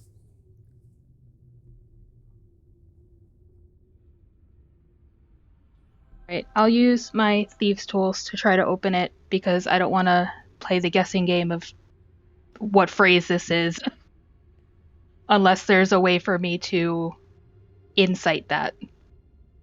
The bless has ended, just FYI. You can use your thieves' tools if you're attempting to figure out the code, right? Thieves' tools work in like cracking a safe or a chest. It's simply a lock. It's just a different type, and you can just thumb through the tumbler until you kind of listen to it as well, getting the clicks and seeing what works and what doesn't. Go ahead and roll your thieves' tools. Thieves' tools, and I have guidance. You have guidance, and you also are bardically inspired. I'm bardically inspired again. Yeah, I use both. So okay, you roll a D8 and a D4. D8 and a D4. Add the D8 and roll. Ooh, a 13. Yeah. Working with the thieves' tools, understanding it. I'm going to go ahead and put in chat what you're able to understand.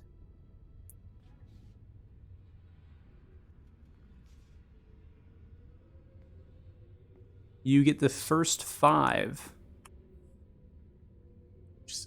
Seems to be a capital T, a capital O, capital S, and then an I and an L. That's translated over to common. All right. You got to focus there. No. Anybody else speak Sylvan? If I get 10 minutes, I could read it. I do. All right. I'm going to reiterate what I'm reading because I'd rather him stay over there. Does this help determine, like, if we brainstorm together, can we help determine what the end of the phrase is, perhaps, in Sylvan? Perhaps we can. Have you figured out any of it so far? Yes, I have a capital T, O, S, lowercase I, L in common, if we translate it. The last part could be a name. I mean, it could be like a 2 something. May I grab my notes real quickly? Costas, sure. keep an eye on him. Yeah.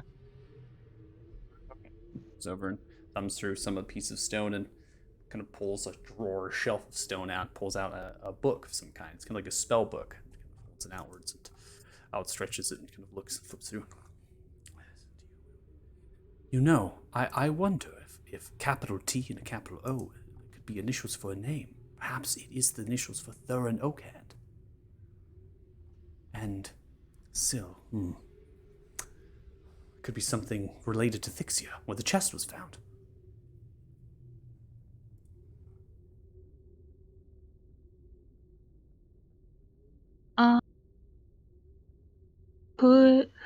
What kind of check would that be? I don't even Intelligence know. check. Intelligence? Or just if straight intelligence? Straight intelligence, because you can base it off of history, arcana, right? And just be going to flat intelligence, unless you're having ideas of your own and you want to explore those into the realm of skills. Well,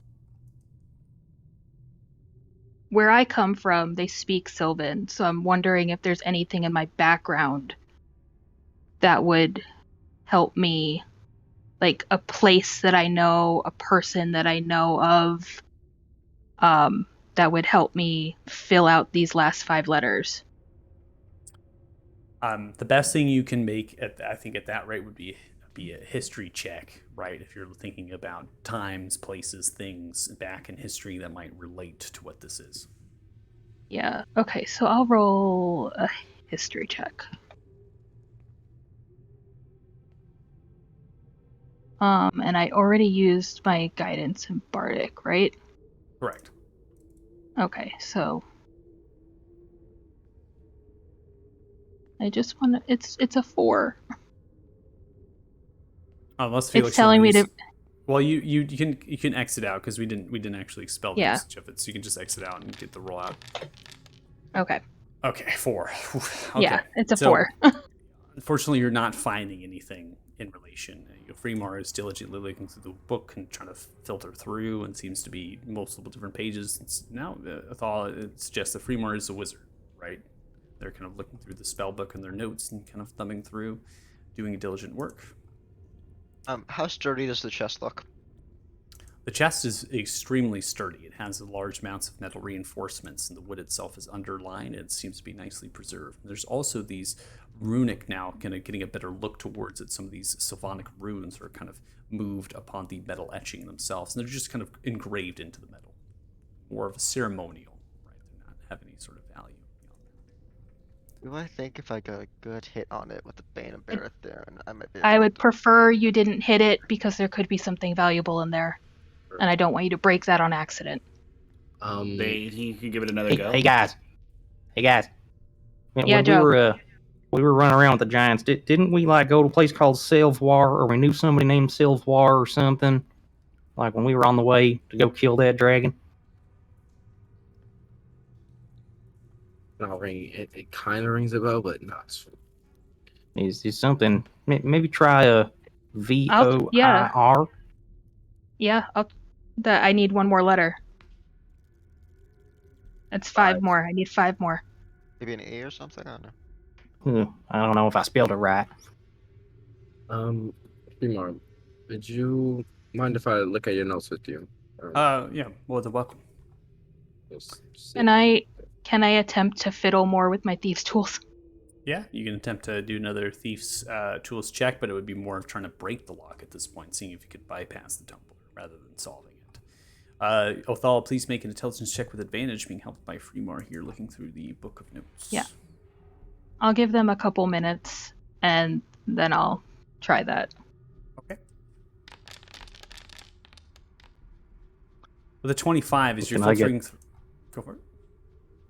Oh, I was going to ask, like, if I could roll for some kind of a hint here, because I have the word Sylvar in my notes, but I don't remember what the hell it was, or if that was spelled correctly. You did not spell correctly. It's referred to as Silborg, and that was actually a kind of paralytic tea that was served to you back in Monzag. Oh, the arrow Silvorg, yes. That's correct. The 25 intelligence check. I love it, though. That's exactly what Drew Joe would probably go. Wait, I think I've got it. I'm gonna like gently explain to him that like the giants probably aren't associated with Sylvan. I can roll a d4 if I need to get higher as well. 25 as you're filtering through the notes here, Othala, and you're kind of coming through. You see that there are a lot of, speaking of Marsh's unveiling, you also see the name of Grugash mentioned. Not that the Freemar has spoken to Grugash, actually Gular has spoken to Grugash, and some of the tales and notes potentially of Gulars are in this actual book. They've been collected by Freemar.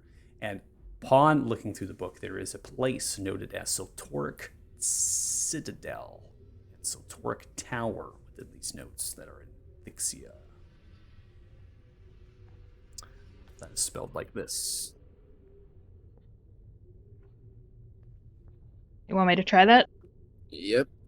All right, I'm gonna try that. Siltoric. Okay. begin to try it, and you are successful. Upon filtering that, there's a series of pins and gears and clicks like a clockwork winding of a watch. Eventually, the lid pops, swings open.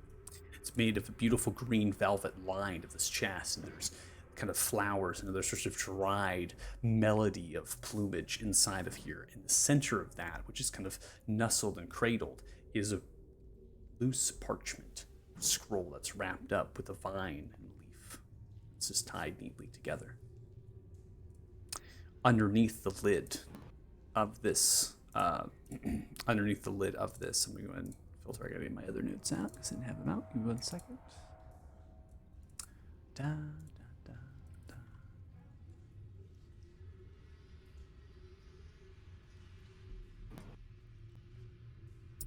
Okay. Is it a map? Underneath this is Sylvan writing etched into, or the kind of cut out of the actual felt, or the felt kind of along there. And it simply states this.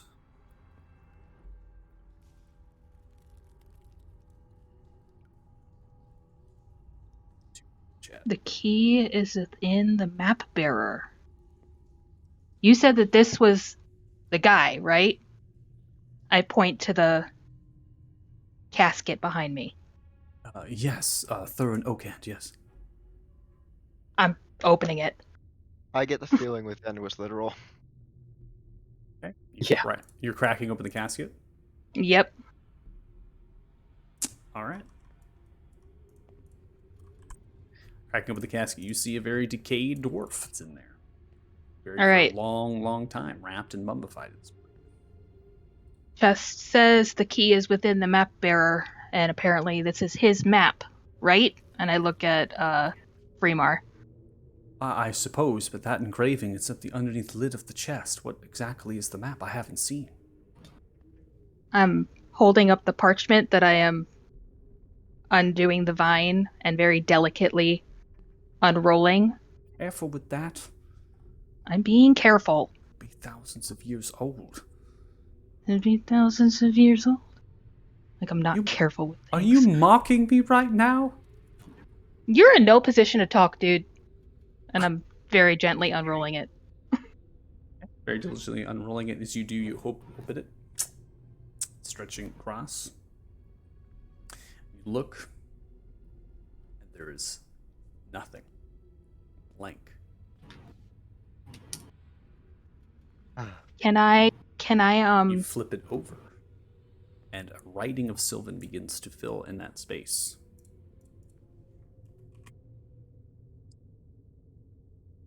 What does it say? Mind's eye contains the prize. What was the first word? The mind's eye. The Yeah, mind's eye? for as Check far his as language skull. translation, it would be mind's eye. Yeah, do I pick up the skull, give it a rattle? Check Ain't his anything in skull. there. The brain. Don't desecrate this body. What are you doing? He's being This gentle. What are be you was raising the resurrected. dead? It must be resurrected and brought to Damodar. Exchange for my son. And that map too. Listen, we're trying to help you. So By relax. destroying this? What if it's unresurrectable? If You it's don't know, It already unresurrectable looked by us pretty shaking decayed, it, man. Joe, is there a key in there? Yeah, do I hear a rattle? No. I'm picking up his skull and shaking it. Mind's Feels like eye it's hollow sounding. contains the Very prize. decayed, mummified body. Can we see inside of the skull? Inside. You don't see anything besides a void of decay and mummified flesh. And do we see or can we feel anything over where his quote-unquote mind's eye would be on like the front of his skull? The only thing that you would feel, I need you to make an investigation or perception check, please. We'll do perception because that's higher. 17. It's a decent perception. It seems that this dwarf is extremely tattooed, and some of those tattoos are slightly raised bumps over its flesh. Take great careful and are able to trace it out onto a piece of paper. You might be able to read those dwarvish runes. Paper. I don't have any of those bindings of paper. I have parchment. Oh, Here. look All at right. that. What'd you study? Looks towards you, Othello. Silvery moon. What'd you say? Silvery Moon. Never heard of it. Yeah, so pretty nice place in the north. Oh, well. Sure, maybe get out of this mess. We'll there and study. Anyways. I doubt it. Oh, all right. All right, I'm gonna draw what I felt. Okay, so you begin to trace around. The head actually starts as one singular tattoo, goes around the back end, splits over by the shoulders, and then goes down the actual arms. The dwarvish runes themselves takes multiple pieces of paper as you're kind of etching them through and copying them over. At this point, who speaks dwarvish? Dude. Everyone's raising their hand because there's a lot of people who speak dwarvish. Looking at the runes themselves, the runes speak in dwarvish. They speak that the fact that this particular individual, this person, as it states in dwarvish, is an indentured servant to a royal figure or a king of Clan Ironhide.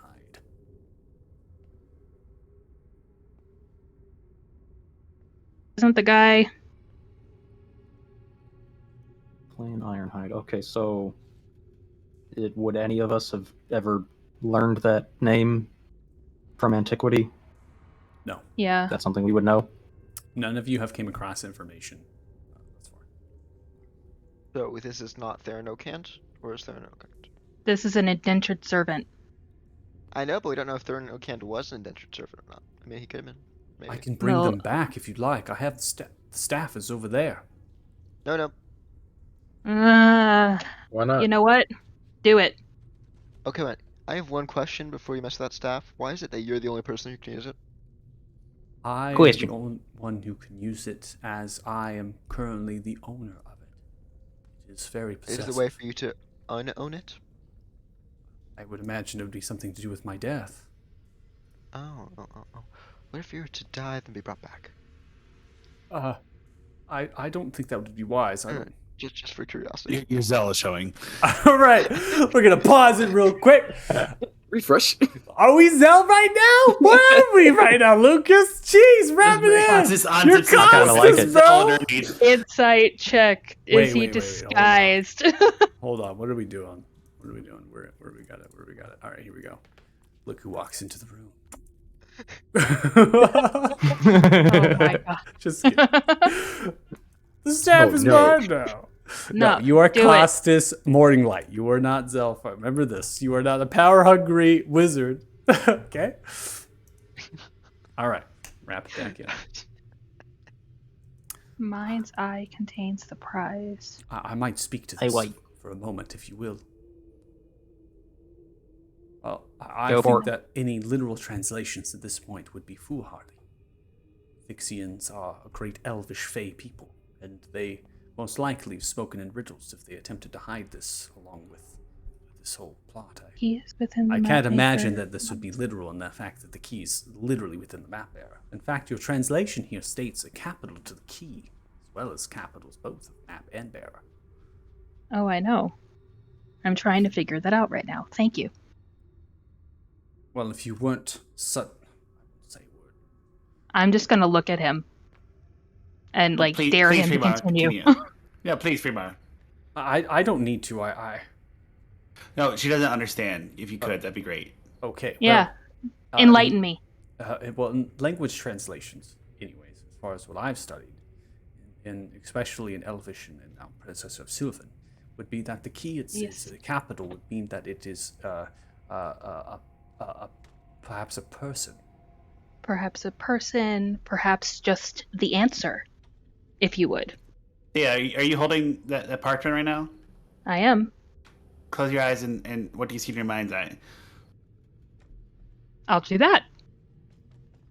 You close your eyes, and as you do, you begin to see that there is a map unfolding within your mind as you close it, holding the piece of parchment. As it happens, you are pictured as far as the map itself. You're kind of looking at the map, but your eyes are closed. The map itself beginning to form. It seems as though there are landmarks geography that would put this location in the northern Gorn Valley, or the south of the southern Frosthorn Mountains. But beyond that, you would need to figure out a proper check to understand its true location, or perhaps the map has something else to guide you there. This is cool. Anything? Yeah, and I'm gonna relay to them what I'm seeing. My eyes are still shut. Felix, go ahead and add an inspiration point to yourself, please. And thank you. Ooh. Nice work. Good idea. You know, sometimes when people are doing stuff like this, they're like quite literal, and sometimes they're figurative, and you just kind of gotta figure what their mindset is. Anyways, I gotta finish my notes here. Felix solves the puzzle, saves the day after killing the big bad guy, and the others helped. Possible name for the group: Felix and his fanciful folk. Can keep working that workshop. You make yourself Put a real pin in humble in that. your story, huh? Say what? No, none. Just sounds very humble in your story. That's it. Can I compare what I'm seeing on this map to the map of Athuria that I have? You can. Are you proficient with cartographer tools or navigator's tools? I am not. I don't think. Okay. Then you would need to make a literal flat intelligence check or a wisdom check, depending on how you're looking at it. We're gonna go with wisdom. Okay. Let me check. 13, albeit high. It is not enough to be able to translate this map, copy it over, and then locate. What you can get from a 13 is essentially this location being near a series of a stream or headwater that actually feeds into a larger river that goes through the marshes of the valley, suggesting that perhaps in the southern Frostro Mountains there is a stream or a river that actually feeds in, and it's nearby that, which is able to give you a vague location.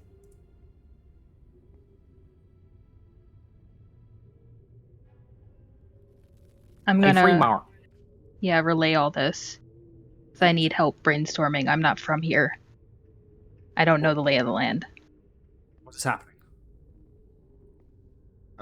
That staff ownership thing. You say you could only do it like if you're dead.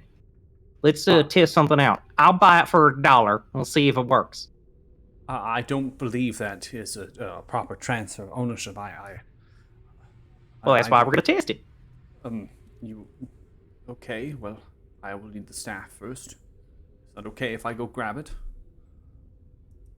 No, Yeah, it's all right. That's weird.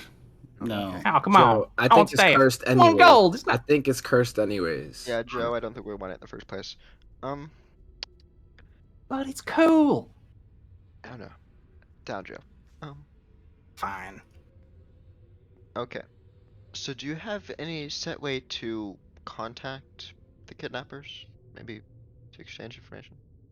I have a way to, to contact Damodar when I have found it.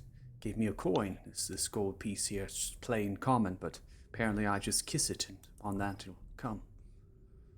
And follow-up question. Do you have it set so he's gonna bring your son with him? Or is he I more don't leaving know the son that behind? information. I just know that I'm supposed to deliver the map in Thornokant, and that is all. Okay. Have you had any information about your son, any at all? Since he was taken. I don't have any information. I'm just going off the belief that he's still alive. How long has he been gone? It has been upwards of, I have to say, several years now. Oh boy. Are right. you able to reach out to him? I'm gonna Not anymore. I'm gonna walk generally this way as I still am contemplating this map that I'm holding, and kind of like over my shoulder, like look at Joe and be like, "Get over here." I'm going to kind of try to suddenly move into position so if he goes for the staff, I can kill him instantly. I think we should. Right, so Fremar, I was wondering if you could spell check a couple of these names for me that I wrote down in my book. Can you mind? Can you spell check this, and then kind of like distract Fremar a little bit? Oh yes, I can assist you with that. No worries. Oh, you can't put the P there. That goes here. All right, Thank Joe. you. That's what I was asking. Right. I'm talking very quietly. You can roll stealth if you'd like. Several. If you're trying. Yeah. To Trying to be stealth. sneaky.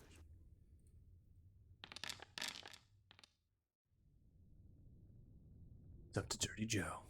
Can Dirty Joe be quiet? I don't know if that's possible. Without spell slots, maybe not. Yeah, I'm also trying to make it look like he's helping me try to figure out this map. Okay, that is your passive stealth too. So, all right, go for it. All right. Yeah, several years, and he hasn't had any word on his kid who was kidnapped. Chances dictate that kid is no longer among us. Yeah. And that he's gonna get killed by this Damodar once he gives him what he wants. Agreed. So, I do need your help with this map, by the way. Yeah, definitely.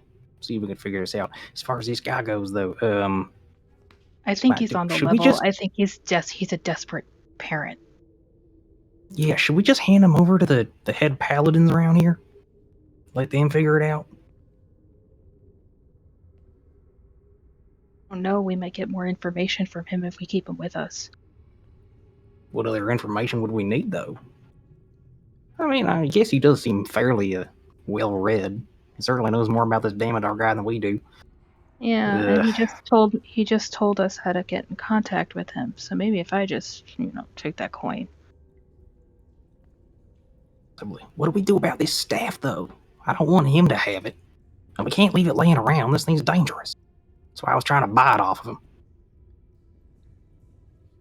I don't know, maybe some magic does work on business transactions. I'm kind of over my head here. Yeah, it's out of my depth too. Think Othala would be able to discern something about how to transfer ownership without killing the guy? Perhaps. He's the most magically inclined out of all of us, I think. Especially this kind of Well. magic. Felix is taken way back right now. If only he could hear the conversation. I mean, we could also get Felix to try to persuade him to sell the staff to him. He's got a more silver tongue than I do.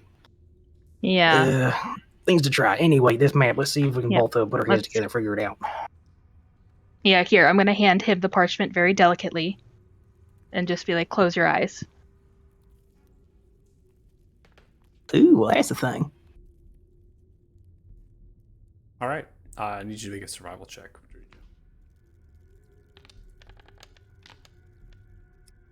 Fantastic. Dirty Joe, looking at the map, getting the survival check. As you are a ranger, and based on you being a ranger, and also the terrain that you are a natural explorer in, mountain and forest, allows you to understand the details of a map in relation to geography. So that's the way that you're looking at this. I'm going to go ahead and circle with a pen tool where this is at. Seems to be on the northeasterly side of that stream, of that headwater up in the mountains. Based on what you can understand, it's very close to where you're currently at. The other side of the mountain.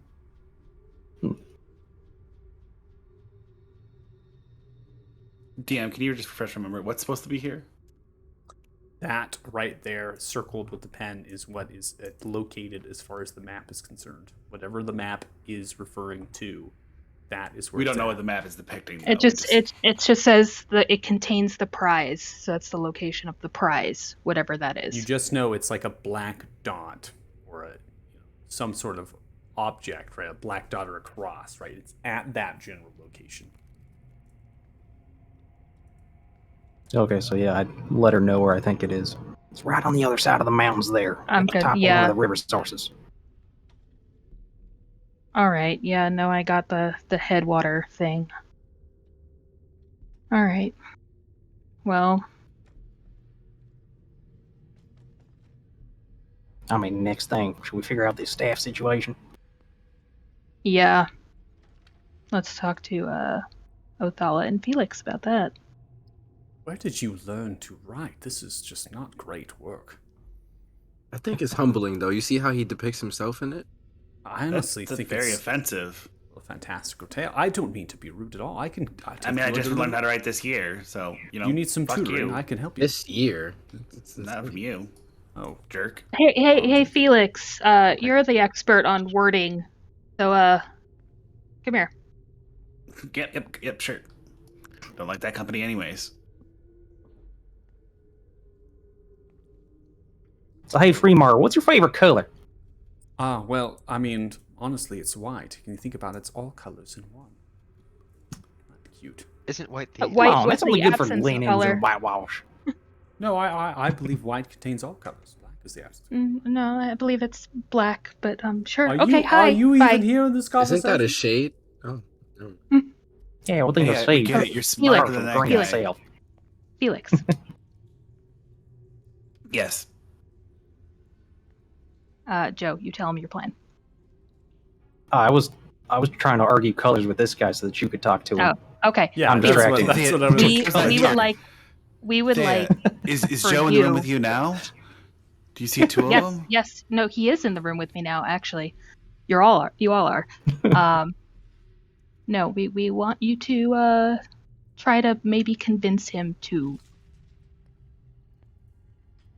give up the staff. Sell it. Bequeath it to one of us as a gift, transferring ownership. Athala, can you check it out first? See if there's any particular rules about it before we do any of that. It's right over there. I'll point to wherever I mage hand it away from the guy. Yeah, sure. I'll go check it out. Wherever it's at. And I'll ritually cast identify. Better question. over here. What are we doing with this guy? He's kind of like, responsible for the deaths of, civilians and all that. Can't let him go. Hand him over to the authorities. Okay. Can I be talking to him while I do this? You can, but I want to continue the conversation between Thea and Felix. That's the conversation he's having. I do want to state, Othal, you do realize that Identify is a touch spell. You actually have to touch the object. I do, and I don't have heavy with me right now. No, I'm not gonna touch it. Actually, yeah, I'm not gonna touch the item. If y'all could give me an hour, maybe I can have heavy do it, but I can't. So Thea and Felix, go ahead and keep going.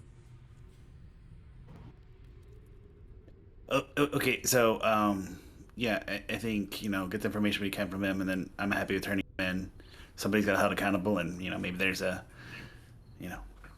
reward for, saving the city, Saving the city. Also, maybe how good are you at lifting things off people? What do you mean? I think you know what I mean. Like stealing? Yes. That Just is wrong. blurt it out there. It's What only do you wrong want if me you to do get caught. That coin. Oh, That's how he yeah, gets in sure. contact with his son's captor. Right. I'd rather us be the ones to do it instead of him. Cool. Okay. If you can't do it, I can do it. Well, I totally got it. I am probably the best of the group at this. Insight check. Oh my Probably god! better than me. Insight. No, check. I generally want to know if he's better at it than I am. I want the best person at the job to be able to do it. We're working as a team. I mean, you would. Yeah, I don't even think you needed a roll needed. Like Felix feels confident, and he doesn't know that you're better than him at it. So. Okay, so yeah. Yeah, no issues. I got it. Okay. How about you keep talking to him? Because, I mean, he likes to critique you. That's a pretty big distraction.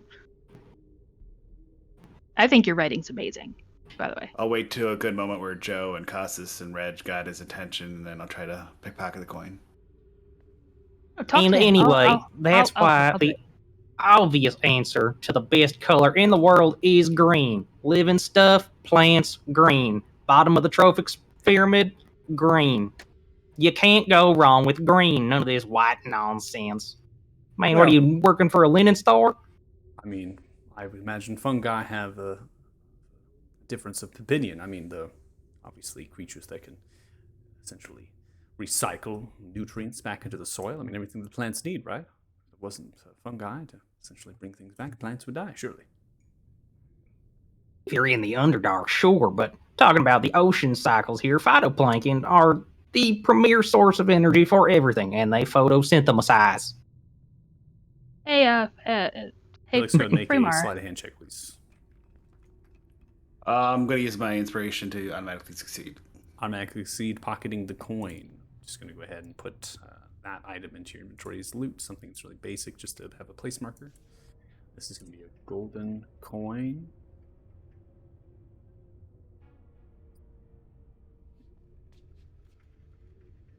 Vague description. What are we talking about? Colors again? Still colors? Colors that make things interesting. Yes. Well, colors, yes. We were on the topic of colors. Looks towards you there. A favorite color? What'd you say? Colors are just colors. Oh, yes. Colors are just colors. I mean, I would say probably the... I don't mean to offend. I just looks at you top and down. Imagine making fashionable tailoring might help you out. Something I can get you outfit-wise. I mean, I'm kind of... This is going to eventually turn brown. See, that's what blood does. Eventually turns things brown. Yes. Yeah. Anyways. Yo, Fremar, yes. I know you're super smart and all, but you're in a really shitty situation, and you keep disrespecting her. You're going to get stabbed in the face. Oh, yeah. See, he knows me already. I've known him for like 2 days. Oh, all right. Yes. Well, that wouldn't be good. No. For you, definitely not. Yes. Thea, I have just a question for you, if we can. Oh. Are we walking off? The private conversation. Although I would like if there were at least a couple people left with him when we walk off, but you know. Joe's talking to him. No worries, I got him locked down. Okay. Yeah. Tell him some more about how you hate his writing. All right. Freebar.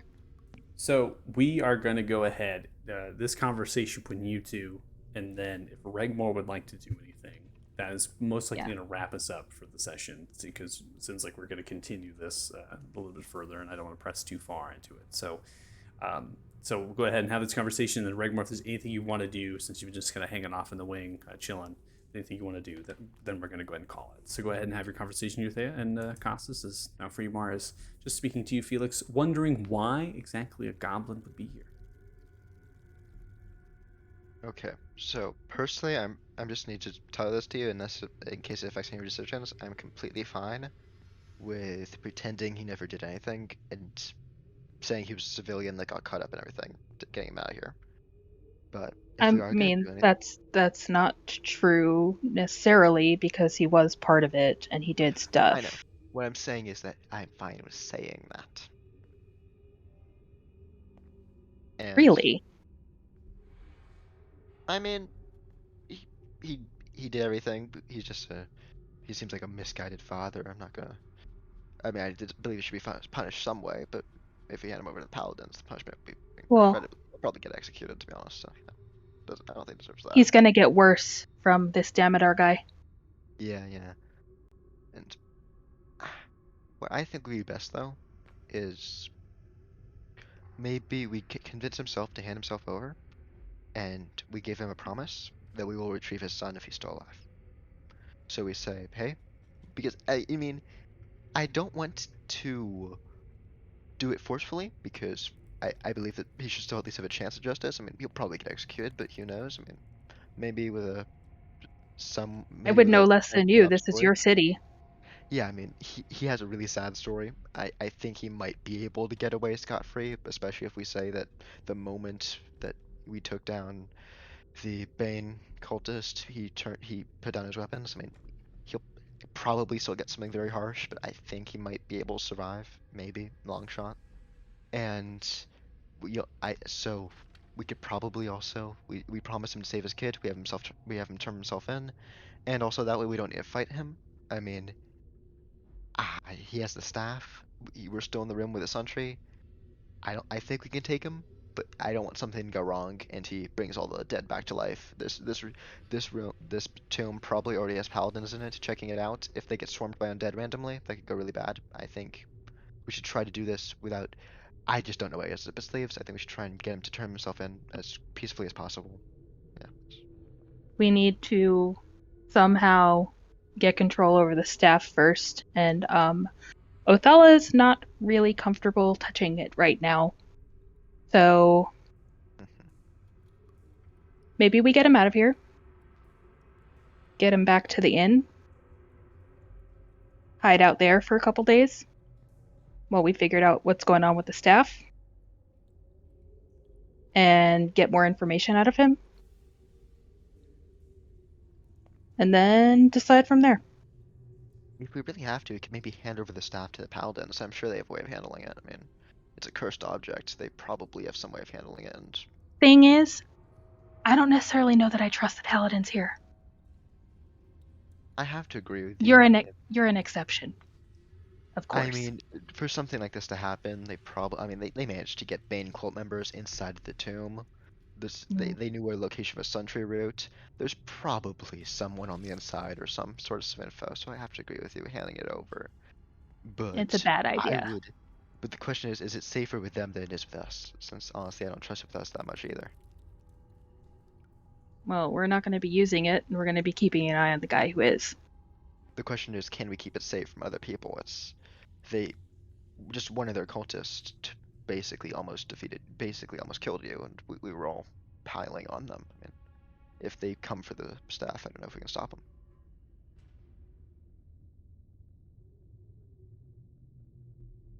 What about the church? Well, yeah, that's what I'm saying. Like paladin, church. No, church is not paladin. Church is cleric. Fair point. Like, some official group with holy abilities that can. Do you trust that lady at the church? She seems to know you very well. With matters that are endanger the sentry, very much so. I mean, this is out of character. Valria is technically a bishop as far as the clergy is concerned, and is someone that actually is head of the cathedral, runs the whole initiate program that runs through the century, and is someone that you can tell anything to, and they cannot tell that to anyone else. I'm gonna relay that to Theo. That seems like a good person to leave it with. Yeah, and I mean, again, they devoted their entire life to the century. If I had to guess people that would betray us, they'd probably be at the bottom of the list. So, how about that plan? Yeah, I'm fine with that. All right, I'm gonna call over everybody else.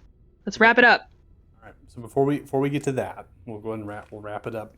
The conversation all together at the beginning of the next session, so that way we kind of get our heads straight where we want to go next. So we have that transition there. Regmore, are you wanting to do anything here? While they're all doing, messing with the box and talking to everything, Regmore is going to touch the sun tree roots to commune with it again. Okay. The light begins to enhance around your hand. You hear a voice in your head. Oh, hi! Well, hello, Suntree. How are you? A little worse for wear, but... Are you feeling any better? I feel great. Never better. Good. We think we found out what may have been causing you not to grow anymore. What was it? Some staff thing that was sucking the life out of you. Wow, that sounds horrible.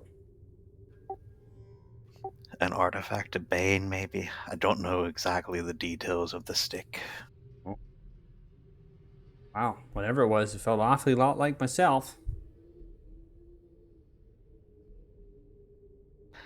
Hopefully this solves the issue that's keeping you, at this stunted growth.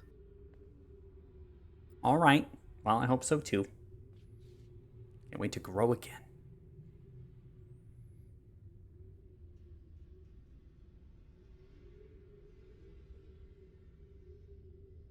Is that it?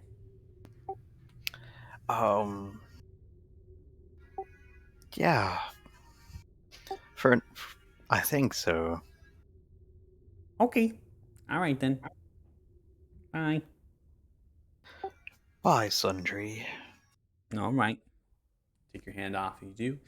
The light begins to fade from the bark, and again, before we get into anything else, I don't want to. I don't mean to cut anybody off, but I don't want to. If we have another conversation about what you were independently talking about, and then causes another conversation to happen, it feels best to kind of start the next session with that conversation, then press forward. Yeah. That fresher our minds, right, of what we're attempting to do.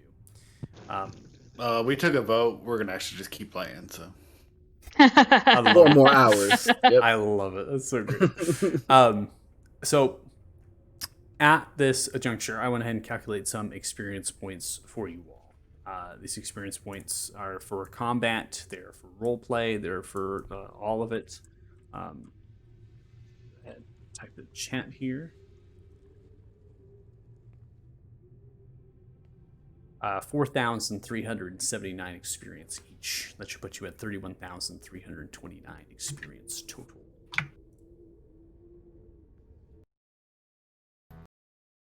Cycle through music to collect cancel. Was that for the last session as well? That is for the last session as well. Yep.